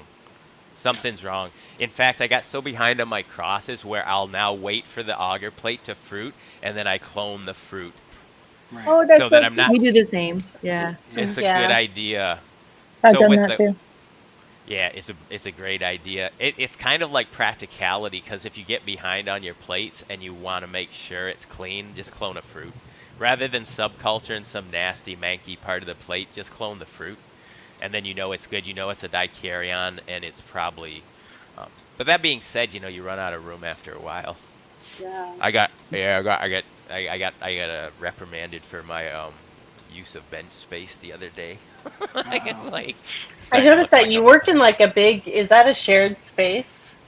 That I've kind of reprimanded, took it over. What do they call it? Requisition? I've kind of taken it over. yeah. But yeah, I was Very told the other nice. day it was like looking messy, and I needed to clean it up. So yeah. I Oh did that. shit. No, I just moved it somewhere where it was like hidden. Yeah. There you go. And I wanted to thank you. Like your videos really are. They're very digestible, very well done. Thank you. Yeah. I really. I mean, I guess I haven't looked at your like subscribers, but when I first saw your channel, I could not believe how few people subscribed to your channel. I was like, Not "This now. guy- Not What's now. that? He's doing just fine. Don't Oh, you it's worry blowing about up good. that. I knew that it would. You had so I don't know that you had like 1,000 subscribers. I don't know. He does. The hell yeah. I was like hidden gem. I guess. I can tell you guys a little secret, not to sound obnoxious or whatever, but I don't do this. Shh. I don't do this for any monetary gains at all, ever. Ed, we That's know not- that. You send me like 50 swab Yeah. sets a week, bro. The only reason I sell spores is to cover the shipping and to get my stuff out there. Yeah. I've led a pretty frugal life, and I don't know, man. Look at the way I dress. This shirt says Pierre Cardin. This is from a Thai secondhand store. This shirt cost me like 75 cents. I just thought it was the color I haven't worn yet on the podcast, and I'm like, oh, that looks different. God damn it, Ed! You got me beat, dude. I thought I was in the lead with my $5 Walmart shirt, and here you are wearing a 75-cent Dude, literally, Thai this knockoff. shirt cost me less than 75 cents, because they do like the TJ Maxx secondhand stuff. Sure. But then after the TJ Maxx, it goes to basically a big pile, like the swap meet. Yeah, that's what Well- we're doing. We gotta start a new channel, Thai clothes. But- There Yeah. you go. but- so I do this all for pure love. I'm that Last of Us with everybody's like I Mhm. started to maybe think that the cubes have literally like taken over my brain. I really like I touch them, and so contrary to popular belief, like I've been working for 2 or 3 hours I do lots of stuff. I don't want to get into it. I haven't put on a pair of gloves, you guys. You guys think I'm some prissy, like, oh, he wears gloves. What a fucking pussy. We don't do that. I wear gloves when it's appropriate to wear Right. gloves, you guys. Yes. I feel like almost now like I'm the fucking poster child for some fuck the ears pussy boy who's like, oh, he's gotta wear gloves because he doesn't want to fuck up. Look at my fucking fingernails, right? I can't touch my face without it hurting. Yeah. Right? That's why I wear gloves. Yeah. Because when you spray yourself with alcohol 200 fucking times a day, it fucks your I'm skin right up. there with you. Yes. I know. Yeah. This is what. See, this is what like 40-year-old guys don't understand. Like, I don't use any fucking gloves. I'm a real man. Well, yeah, because you don't know about lotion, and you probably don't touch anybody else but yourself. Oh, shots Take that, motherfucker. fired. Huh. But like, All drop, right, like, guys. what's that shit? Stroke of midnight, guys. Drop my Sharpie. Yeah, I'm Stroke of saying, midnight. man. Here we Dude, go. dude, spray your hands 200 times a day with denatured alcohol. Go take a piss 4 times, and then Yes. ask your girlfriend what she thinks of the taste. Yes. You'll get a real fucking quick answer. Yes. Oh my god. Okay. I was actually bit by a denatured squirrel. alcohol. You guys made me go there, man. I didn't want to go there again, but you're pulling it out, man. I get way rowdier I than used that. denatured alcohol for the very first time the other day. I was on my way to work and I was bit by a squirrel, just like a tiny little Oh my bite. I was Damn. feeding my little resident squirrels that live outside, and he just accidentally got me. I go up to the owner and I'm like, "It's okay to put denatured alcohol on a cut, right?" And he's yeah. like, "Yeah." I'm like, "All right, cool." Yeah, exactly. Yeah. I'm like, "This shit stinks, though. Like, it is not the same." But I'm gonna That's start buying it because it's another- way cheaper now that I know that it's a thing. Exactly. Yeah, that's it. If you get cuts on your, I cook a lot too, and you just, if you're a cook, you frequently cut yourself. Yeah. And then when you go to do culture work and you spray that 70% alcohol on You're your like, hand, you're like, oh, yeah, you didn't even know you cut yourself, and you're like, Yeah. like, Yeah. I kind of like it though. I'm a bit of a masochist. So. Yeah. My hands are Talking just about like calluses. alcohol and like cleaning your hands and stuff, I think one of the ways you know when you've gone from being a newbie to actually kind of understanding what you're doing is when you understand when it's important to be sterile and when it's not. Oh yeah, Yeah, you taught me yes, this yes, too. Yes, exactly. do your spiel, girl. By spiel, Yeah, you broke it down simple for me. I don't want to steal your thunder. This is go for it. well, this I just think that a lot of people when they're first learning, they're pressing buttons like a monkey. You know, they don't know why they're doing what they're doing, and They don't. getting depressed and that they're not getting success. You know, and I understand that, but you really need to understand what you're doing. You know, so if you can tell me when you need to be sterile and when you don't, that shows an understanding of what's going on and what you're doing. You know, that's just it. And also it saves you money, you know, like in time. And I see new people all the time who are like, do I make my tubs with a flow hood? You know, like, and just going all kinds of crazy in their head, you know, over, oh my God, I've touched this has touched that, you know, and everything. And I'm like, you know, if you understand when it doesn't matter, then you'll cut out some of your stress, you know.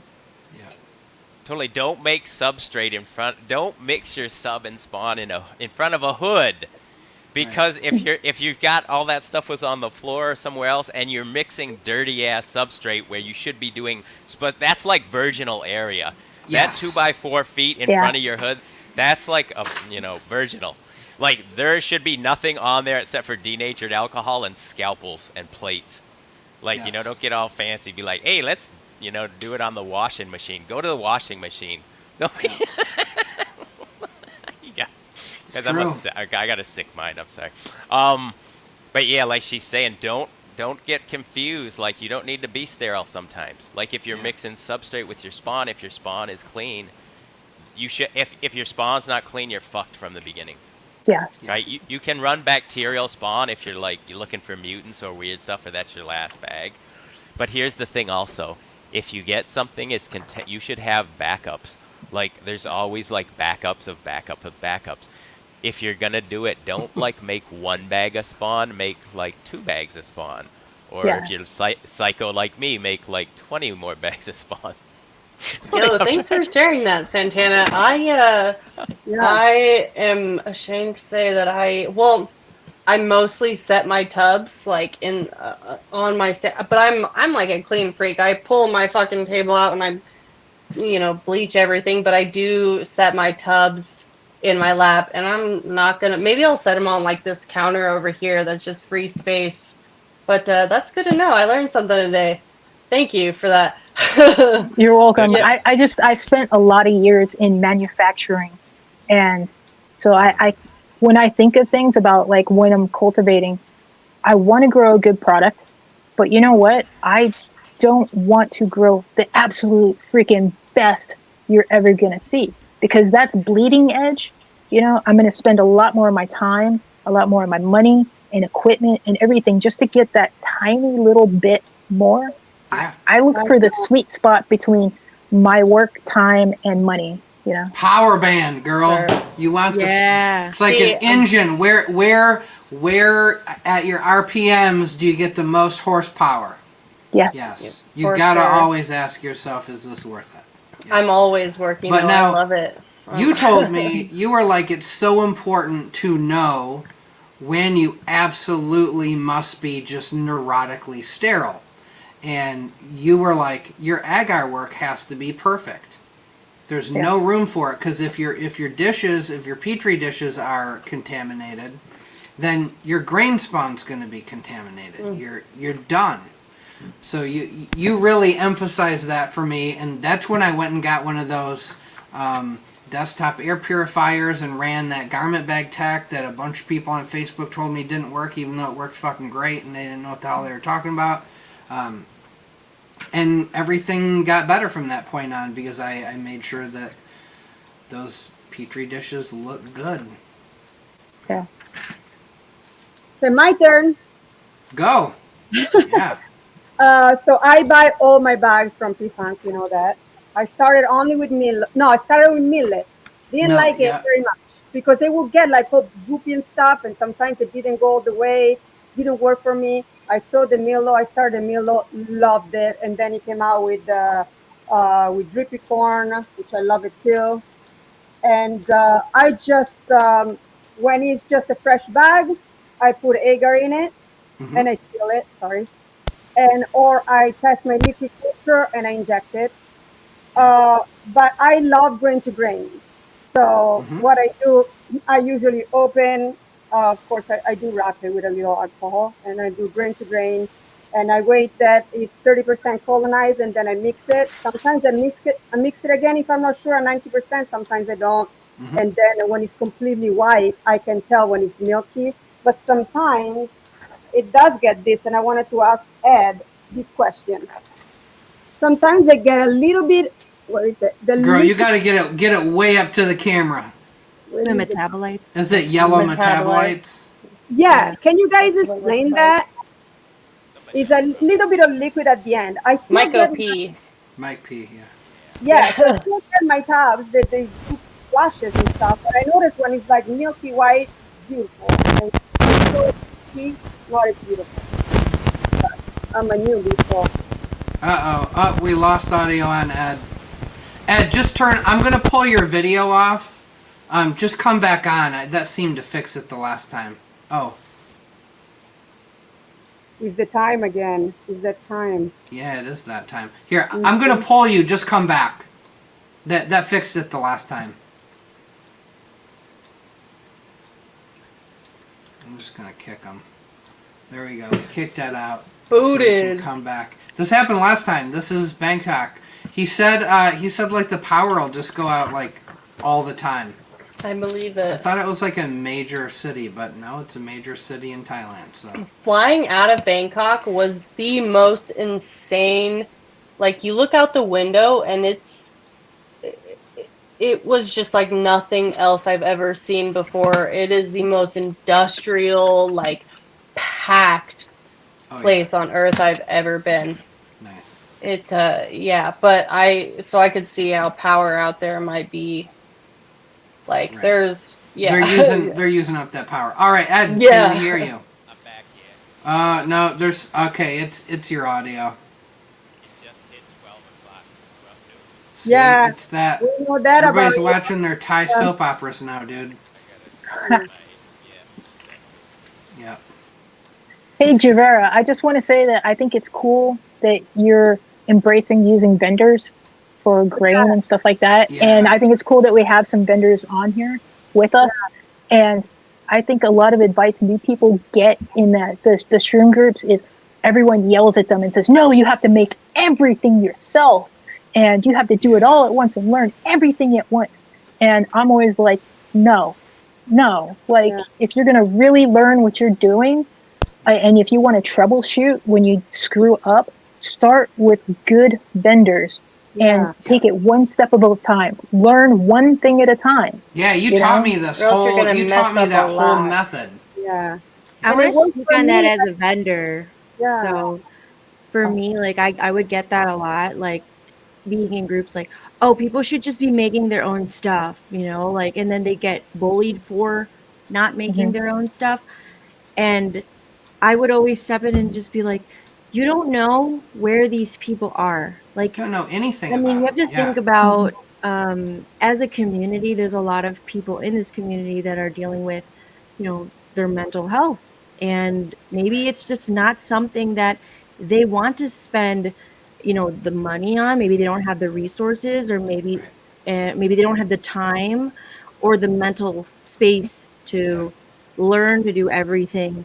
And maybe they just need the medicine. I've worked with folks who think about just mixing a bag of substrate with their grain, and they have severe anxiety about it.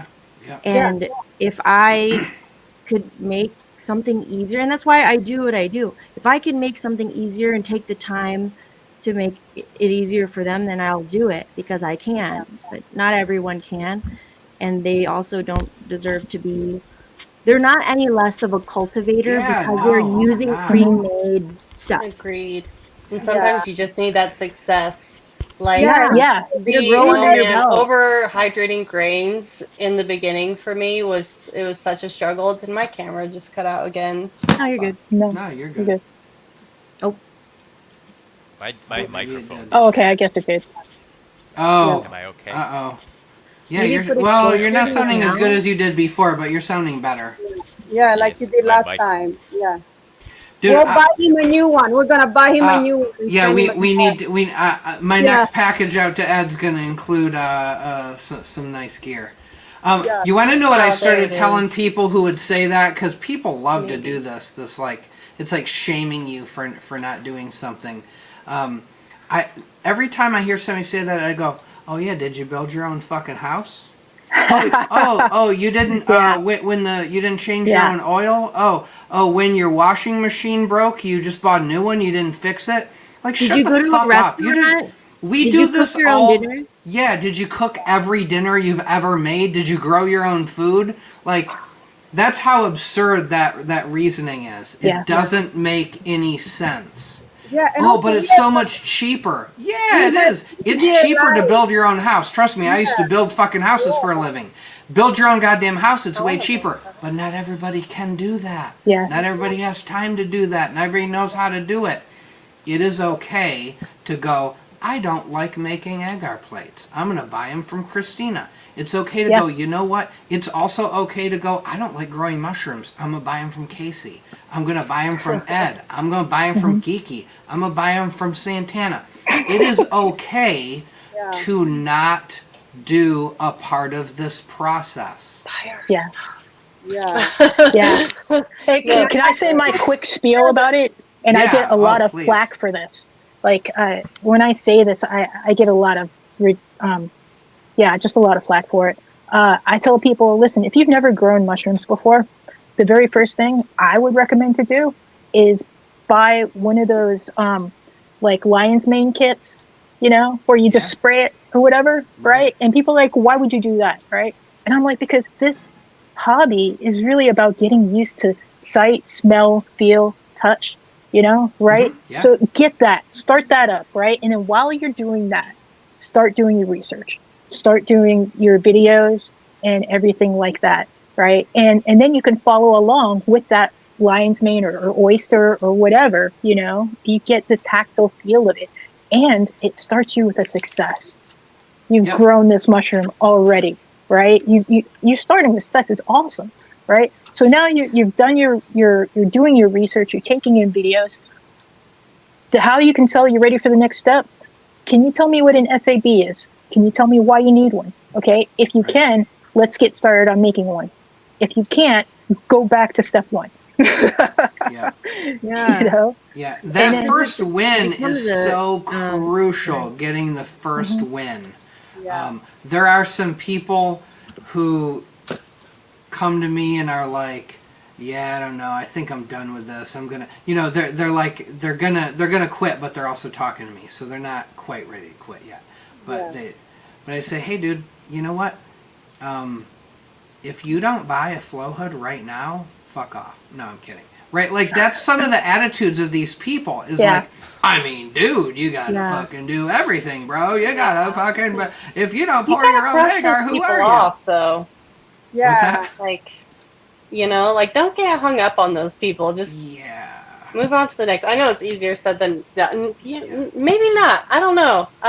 I mean, know. eventually, I think I got this from Santana actually, or at least part of this. Every new person I always qualify. I say, why are you doing this? Have you never tried mushrooms? Do you not want to go down to the corner and buy them from some dude, on a motorcycle that's got, just you don't trust, and you want to know where the stuff you're going to ingest comes from? Cool. Buy a bag of grain spawn, buy a bag of substrate, throw Yep. it in a tub, and guess what? If you buy high quality grain spawn, you're going to, like Ed just said, if you have great grain spawn, you're going to get fruits. Yep. And then they get fruits, they can try them. Oh, yes, I like what mushrooms do for me. I want to do more of this. Okay, cool. Now maybe we're going to learn how to do this next step. And you can kind of work through it systematically instead of, I mean, dude, you got to spend $1,000. You got to do. Yeah. And you gotta learn everything at once, one Yeah. You time. don't. Also, I Yeah. spend hours making chocolate. Okay, so if I would spend like hours making spawn, not spawn, Yeah, making, you don't have the like time. my thing is growing amazing mushrooms so I can make amazing chocolate. So that's my Yes. goal, Mhm. right? So like if I have someone that is my mentor that sells me the best stuff, where I can get the best, of the Yeah. best, I'm just happy. Nothing wrong with that. 100%. I mean, Could look I at. ask you? Oh, sorry. Oh, go. Sorry. Could I? Oh my gosh, I'm like looking at my tiny little phone. How do you pronounce your name? Ginevra? Ginevra. Ginevra. Ginevra. When you make your chocolates, do you use dried mushrooms or okay, cool. Have I you tried use a freeze dryer? I'm about to buy it. Girl, get saw it. that on Slightly It's a Feral. game changer. What was it? It was Rufus Red that told me that Slightly Feral had those. So I asked him, and he sent me some information. I am gonna buy those. And nice, yeah. It is amazing. Like, Yeah, that's I what really want a freeze dryer too. yeah. Oh man, dude, I kind of want to like put up something on Craigslist. Like, if anyone wants to use a freeze dryer, and you want like just come, because I don't use mine that much. Like, I'm not harvesting that much. It's just sitting there. I'm Bring like, it I'm over. trying to Timeshare wait. freeze Guys are, dryer. trigger- What? A timeshare You guys freeze are- dryer. Yeah, You guys time, dude. Exactly. Yeah, yeah. for sure. Uh-oh. Yeah, no, I grind a very, very fine my chocolate, and then I tempered it. Sorry, my mushrooms with a coffee grinder. Actually, my man bought me a big, big one. So I grind all the mushrooms, and then when I'm tempering the chocolate, I go super fast. They are so fine. They actually mix it up evenly, and then I put them in my molds, and I put my nuts, either Yum. coconut or like a cherry Yum, chip, yum. whatever. And With then with the freeze dryer, you put it in the coffee grinder, and it's like tap tap done. It's crazy. Like, so you're not getting all of that heat friction. Did my camera just cut out again? No. No, you're good. I think Ed's about to have a meltdown. You guys are like triggering me. Get ready, guys. Can I I just? think I think I know what's coming. You do because we've discussed this already. Don't buy a freeze dryer. It's a waste of money. Silica gel and a proper dehydrator. I'm sorry, Casey. I heard this start about a year ago after Alan posted one time about his freeze dryer. It's a waste of money. What? And I can tell you like 5 reasons why it's a waste of money, but it would take me like an hour and a lot of chemistry. But it involves oxidation. When you break the cells for your mushrooms, you are increasing their contact with oxygen. The blue color that we see is the breakdown of what we want. So if you freeze dry if you've ever you've ever had like astronaut food, you rehydrate it, it's messy because all the gross, cells yeah. have been broken. All the cells are broken, and when Have you you do ever that, eaten a freeze-dried mushroom? I probably have. It is, dude. They are I potent. Yes, Like that's because because I thought the same thing. by mass, you're probably removing a lot of the moisture, and so by gram, yes, they would be more potent because you've concentrated it. From my standpoint, again, I'm gonna disclaimer, guys. No, I don't know what the fuck I'm talking about. I know a little bit. I'm I know glad a to little bit. listen. But when you expose the internal contents of a cell to oxygen, they oxidized. Like when you slice bread, you know the reason why they didn't use to slice bread? It wasn't because they didn't want to sell it as sliced, because it goes stale almost Yeah, it goes stale immediately. faster. Yeah. Now, if you take a mushroom and you freeze dry it under reduced pressure, which basically causes the cells to burst open, when they burst open, that's why it dries faster. Because you've Right. exposed the moisture inside the cells to a lower pressure and cooler temperatures, which helps. The problem is when you bring that temperature back to room temperature and you put them in your vacuum bag, all those cells are broken open. Right. So it's like you took a small razor blade and cut yourself 40 times. You're not gonna die, but all that blood's you don't want to take it. I used to use what's called ultrasonicators. And sonic, like I'm sure. This is like a big thing. I don't want to get into this, you guys, because I'll piss some people off. You're oxidizing the psilocybin to get that blue color, and we don't want that. Oxidation is a bad thing. And when you oxidize things, they get exposed. When you freeze dry things, they break open, they lyse, the cells lyse.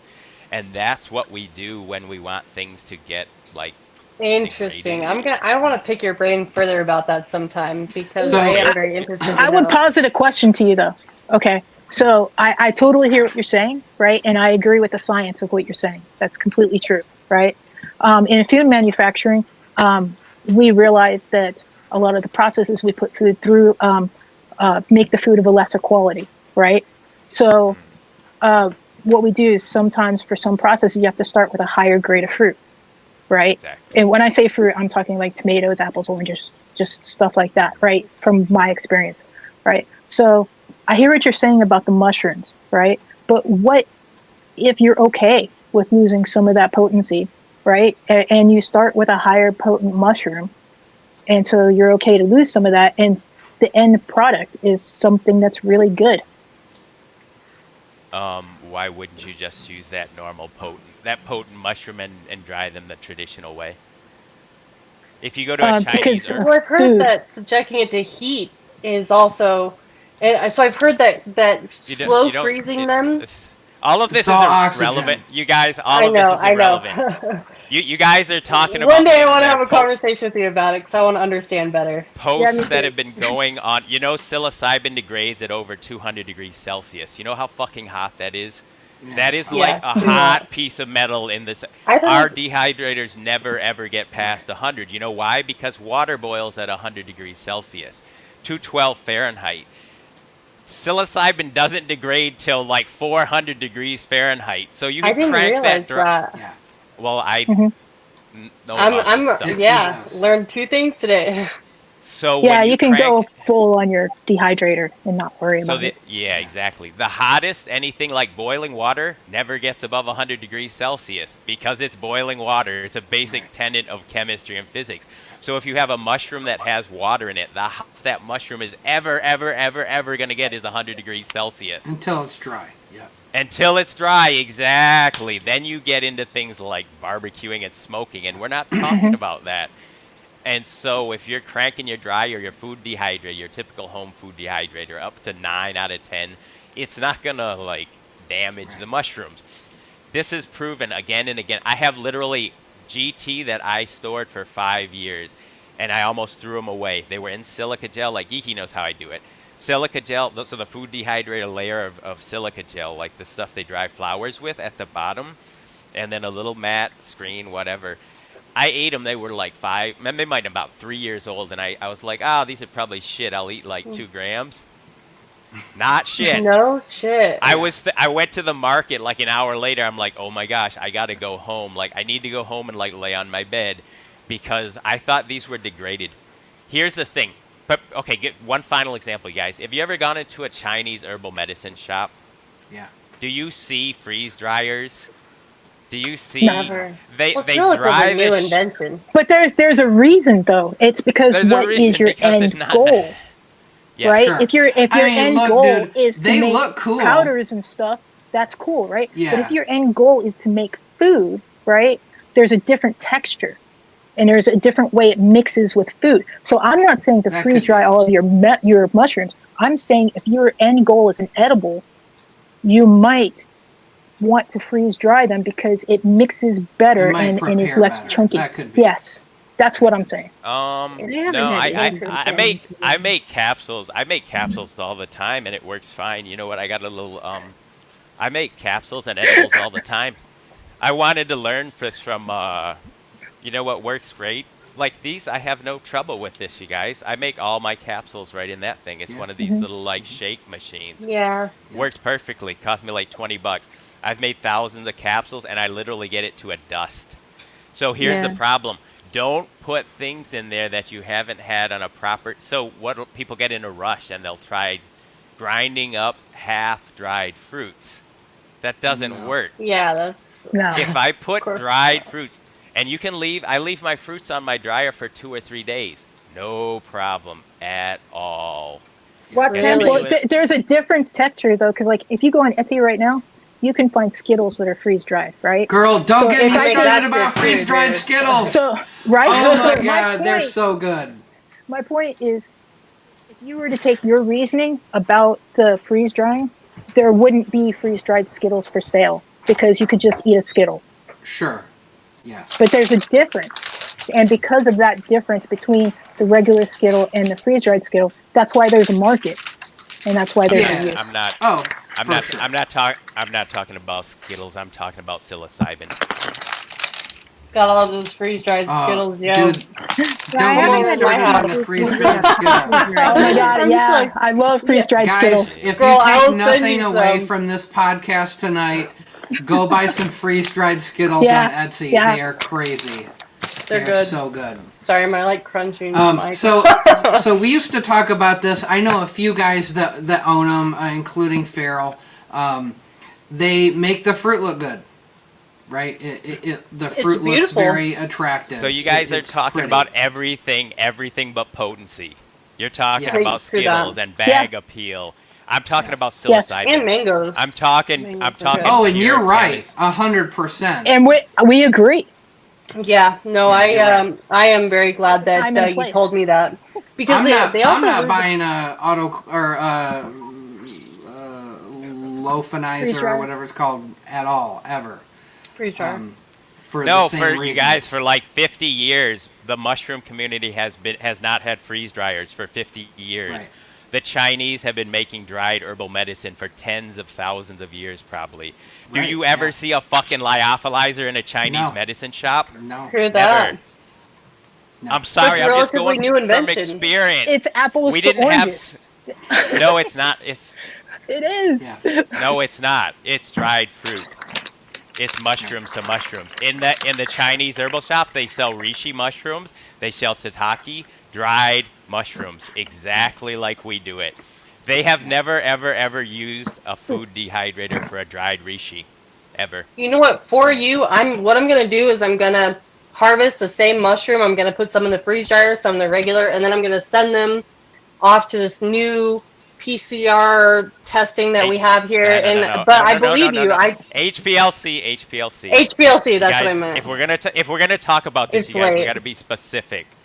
HPLC and PCR, very, very different. Totally things. different. And to finish Oh, off that my experiment, brain. though, you then have to take those same mushrooms and mix them into an edible separately and have someone try them and say the difference in texture, taste, and everything else. Yeah, Do Ed, that. I mean, I agree with I'm not- Ed. I'm It not is talking not about texture. necessary. It's not necessary. It's not going to keep people from doing it, for sure. It'd be a People fun are gonna buy experiment, it though. It's a waste. play It's a around. waste of money. It's a waste Yeah, of money. like, I It costs think for, like, the $4,000. price. Yeah. Yeah, for the 2,500. price, I could use a dehydrator Now, and a coffee grinder. Learn how to Yes. properly temper chocolates. Use like really high quality cocoa butter, and it comes out amazing. I do For it all sure. the time. but Casey, if you I didn't buy get it for that, mushrooms. if you buy that, please make me some freeze-dried Skittles because Yo, my coworker brought that into work the other day, and it changed my life. dude, send me your address, PO box. I will send you some. I will Me mail too, please. you. Yeah, 5-pound dude, bag. I'm so serious. I will send you some. I meant to like start selling them on. I just haven't. Oh, I you'll sell make a freeze dried killing. cheesecake and If you freeze sell them dried on like Etsy, you'll fruit. make a killing for sure. Yeah. Yeah. Well, So I by do- the way, Do you guys realize why the Skittles taste better?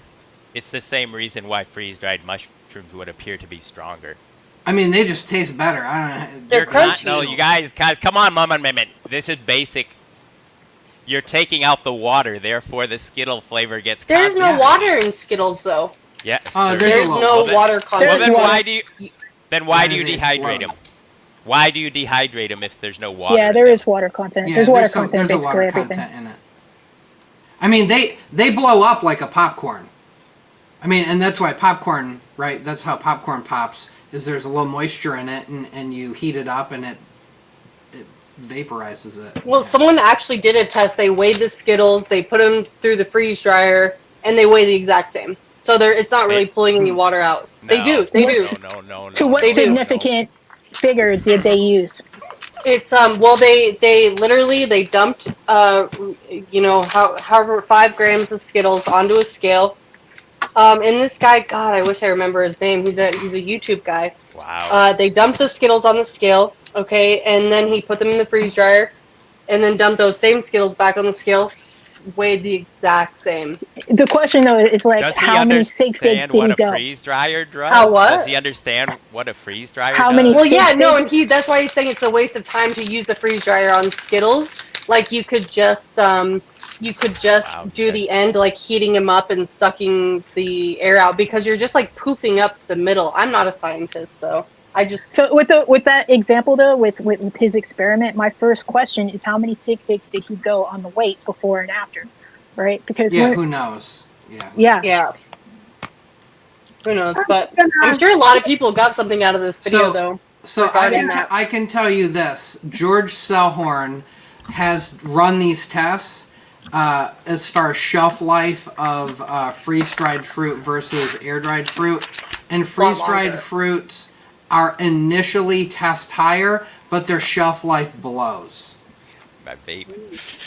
which it- is fine for edibles. It blows, which is fine for edibles. It's fine for anything that's vape. consumed within a month. No big deal. Yeah. For shelf life, it is bad. Like it doesn't even. But even it's like not the even close. Mylar, What's I that? freeze dry all kinds of stuff like shelf meat. life, the potency of psilocybin, and it's for all the reason Ed's talking about.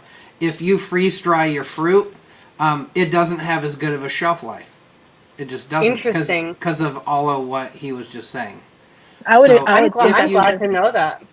If you care about shelf life, you definitely do not want to freeze dry your fruit. If That's you're really going good to to know. consume them immediately, and you want to buy a freeze dryer for Skittles, then fuck yeah and send me some Skittles. Dude, but- all day. But yeah, And cheesecake. Have you ever had freeze dried cheesecake? Also amazing, It's kind of good. Yeah. dude. After I, I had wonder those if you could freeze-dried make a freeze-dried candied mushroom. I feel like I need just a YouTube channel just for freeze dried Skittles. I could talk for Yo, hours about how amazing shameless they are. plug. It's good AF on Etsy. That's my Yes. that's my cheesecake and Skittles. Nice. yeah. I probably already Good bought AF. your Skittles then, dude. I don't think you have. I haven't Oh. really. Okay. I kind of just threw it up there, and I don't like do advertising or Yeah. anything like that. But I'll send you guys some like for real for free. I got you, Oh, that'd be awesome, man. dude. I'm not kidding either. Like, get my information. Get me I'll get some. your I'm sending information. some to Ed. Ed's gonna come back next episode. Be like, I get it. Never mind, guys. I'm buying a freeze dryer. These Skittles are too fucking good. Dude, They it's are abs- so good. Yeah, they're pretty No, good. I have access to a freeze dryer, and I have used freeze dryers before. That's why I know. how they Dude, go work. buy some Skittles, Ed, and make this. It is so good. I'll just eat the Skittles. They're good enough. Okay. We got him mad. Oh, you're missing out, man. It's No, popcorn no. Skittles. It's so No, you guys good. don't. Please don't interpret this as me being upset. I'm a little sad, to be honest, that we're propagating myths that are not based I on hear you. science. No, Yeah. and I'm definitely taking everything that you're saying to like I feel like I've learned something today, and 100. yeah, and I appreciate knowing that Yeah. because I had a lot of questions about that myself, and yeah, so Yeah, no it's more all fr- good, but this was, to be honest, this is I why think it's shy good away debate. from. It's not a debate. I like it. I like It's not a you. debate. It's a scientific fact. I liked him too. Like, we could talk about other things that are debates, but this is pure science. And I don't It know. is. Again, why I shy away from certain topics, and like, because I don't want to piss people off. Because whoever just said this is you're interpreting this as me being upset. This is No, not I was upset. joking. No, I was joking. I just This love is it. me I being love it how- It's frustration and sadness that like we're having that I'm having to defend myself now. So I just No, present the scientific definitely facts, not. No, and I now I'm agree having to with your defend call. a scientific fact that I don't think really anyone's even- arguing with you about the scientific Yeah. facts. I know I'm not. Definitely not. That's what I Definitely love not. about is the fact that like he's so knowledgeable, and I'm here quiet listening at him, and no matter how much you want to fight him, he always has the answer. That's what I love about you. Yeah. You know, Not that's what I was always. saying. Not always. Always. No, I always. learned. no, I I'm learned taking from what you you're the saying other as fact. day. I learned how to make chocolate the other day. When I've made chocolates the other day, I use a double boiler, and I heard you on the Farrell podcast, and I was melting all the chocolate like until it was all liquid, and you briefly mentioned how you should stop right before the chips kind of dissolve or melt or Yeah. whatever. And I was like, you know why? Because when I was overheating it, and then when I was cooling it down, they were getting that matte finish on them. And I'm like, oh my god, like that one little thing you said, I was like, ow, that's it. Like, It makes me don't so melt. happy. That one little thing like changed my whole chocolate game, because I was like, these look ugly. They look really ugly. They work, but they look really ugly. Well, the other thing with temperature. Okay, so chocolate. How hot do you got to get chocolate to melt it? About 100 degrees if you're using a double boiler, right? A bain marie. Let's say 90. So 90 degrees Celsius. Sorry, you guys, I work with Celsius. I Me don't know too, what I'm that is in Italian. Fahrenheit. Yeah. Okay, so 90 degrees Celsius, chocolate melts. If you're putting mushrooms in that, you have to assume that those mushrooms aren't degrading. So if you're dehydrating a mushroom at 90 degrees Celsius, which is, let's just say, 180 Fahrenheit, nothing happens to the psilocybin. Nothing. Like, nothing is going to Nothing. happen if you crank. Yeah, unless you're deep frying your fruits and you slice them up paper thin, nothing is going to happen to them as they dry. Oh my And god, that's we what could I- we could deep fry these things, guys? There you What go. are we doing? Deep, Doing it. yes, the county fair, man, right next to the Yes. elephant ears. That would make Yeah, the that's Ferris what I was wheel a gonna hell of a lot say. funner. That's what I was Yes. going to say when you were talking about the dehydrator. Because I put it in hot chocolate. I turn off the water before I put it. But like it gets hot in there, and my chocolates are really potent. You know what I mean? But then I learned in the Farrell podcast that they're probably very potent because I mix them with lion's mane. I always put lion's mane in it, and I didn't know. And I don't know if It you agree could- with that or not. There's two more things. You've got water in the chocolate, and psilocybin is water soluble. Yeah. The second thing is cacao is slightly acidic. So you're essentially sort of doing a little bit of a lemon tech, like lemon tech, inside yeah. the chocolate. Yeah, you're converting the psilocybin to psilocin before somebody ingests it. So you're kind of doing the lemon tech, like in the chocolate. So when they ingest that chocolate, also chocolate's got theobromine and caffeine in it. So you're getting like synergistic effects from just like the Aztecs. It's like nature's Red Bull, dude. Yeah, it is. Yes. Yeah. It is. Yeah, we add like lemon Throw to some our chocolate to do the Oh, same. you do? To kind Oh, of like nice. That's do the why. same thing. Exactly. Yeah. When But I make chocolate, I also use like my most potent mushrooms. so that I don't have to use a lot of powder. You know, Oh, because yeah, more. sure. If I use regular mushrooms, I It use can get more it powder, affects and that's the mouth taste and everything else. mouthfeel.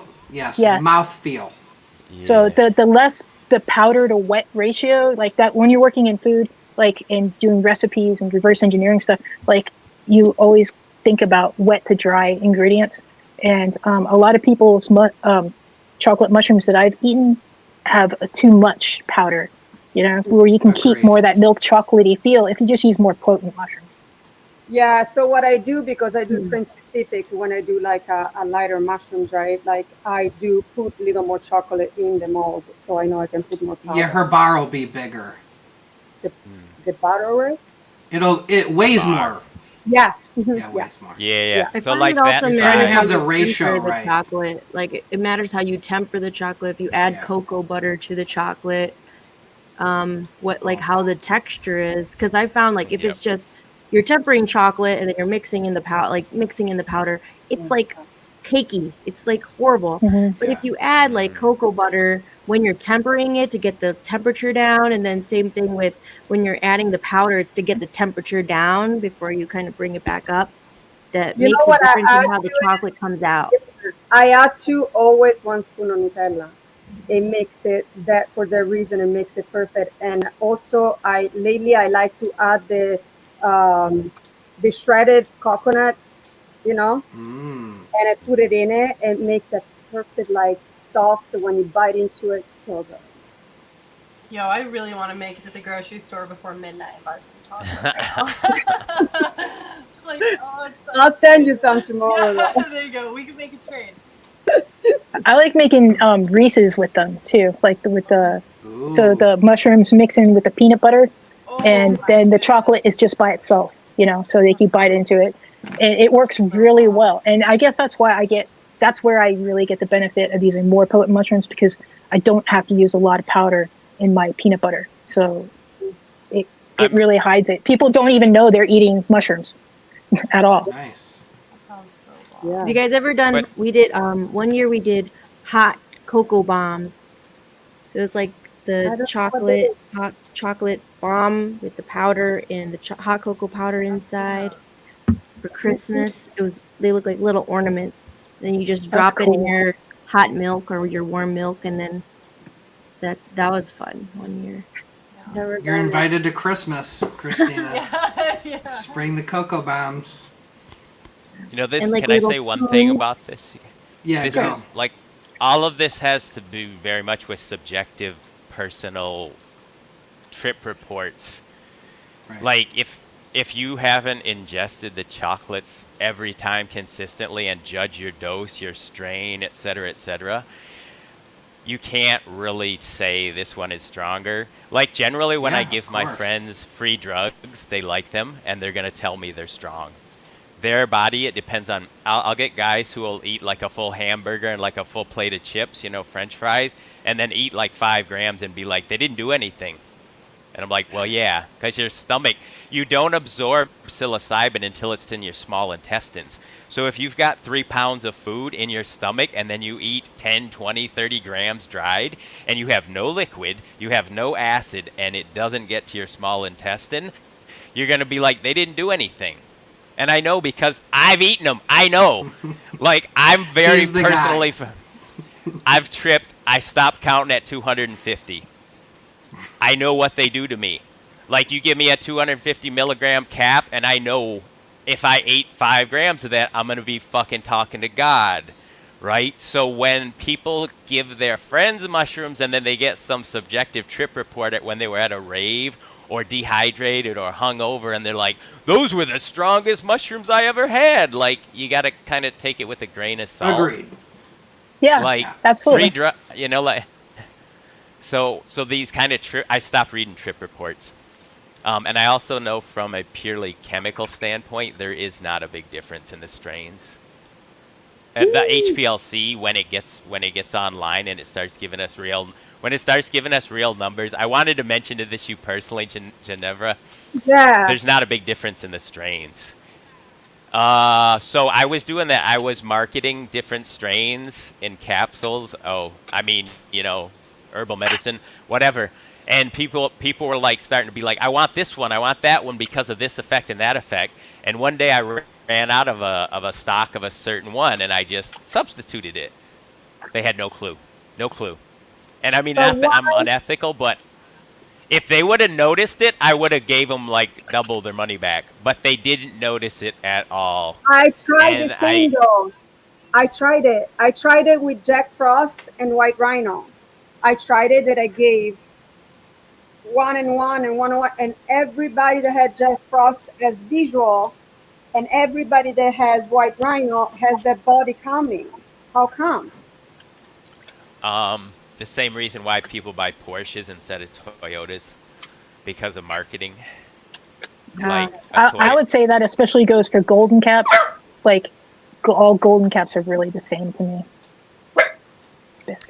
Yeah, when anyone asks me about like what variety, when anyone asks me like what variety is the best, like which one should I grow, like which is the most potent, what is going to give me what effect, it's like I'm actually not going to tell you.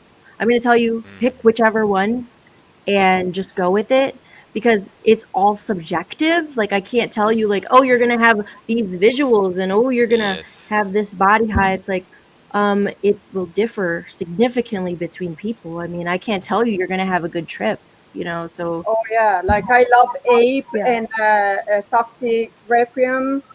He tried it multiple times and he just can't stand the strain. There must be something in the mushroom that he can't take. But I personally love it, so like you can't tell them, you're going to love this one because I love it, So, but it's also for But you guys will all love freeze-dried Skittles. Yeah. You will. That's the common denominator. No, but I know after many experiences with myself and my friends, like I used to dose people based on their kilogram or their pound weight. So I would do what before we didn't call it the lemon tech. If you look back in the Austin Oric book, they talk about mixing it with cranberry juice. And when I would dose people, I would dose them based on their pound. Like girls got a little bit less, obviously, mostly because they weigh less, and et cetera, et cetera. They wouldn't. It's so subjective. I mean, sometimes I would literally give a completely uniform dosage to like several people with the same body mass and the same basic age and whatnot, and they would have vastly different experiences. It's so subjective, It's like I'm one of those people when I smoke weed, I get really nervous. Like I can't smoke weed and go to sleep. Like if I smoke weed, I'll be up till 4 a.m. But other people, I don't get hungry, So if I was the like judge of like what effects cannabis has on people, I would be a very, very bad example, because I don't get hungry. I don't get lazy. I don't want to sleep. I want to go run around and like go to the store and like make substrate, so even here with the indica sativa debate, they were gone and on about this. They stopped labeling indica and sativa here. Now they call them all hybrids, because people were like, well, I want the indica, the kind of chilled out couch, whatever magnet thing, and it's like so subjective. I mean, in Thailand, they literally have weed dispensaries. Like, it's 100% legal. So you go into the dispensary, and they've got 40 different kinds of weed. And I swear, I don't know the difference. You smoke every one of them. If you did a double-blind test, I don't think even a very seasoned pothead could figure out the difference in the strains. And be like, oh, that was like a 30% sativa. I don't know about that, but... Yeah, but no matter what, it goes back. They lie. So you don't know what it is. That's the problem. That could be. I try indica, I try sativa. Every time I get hungry like crazy, I turn stupid, and I can't even talk, and then I fall asleep. With any kind of pot there is. Always the same for me. So, I'm the same way.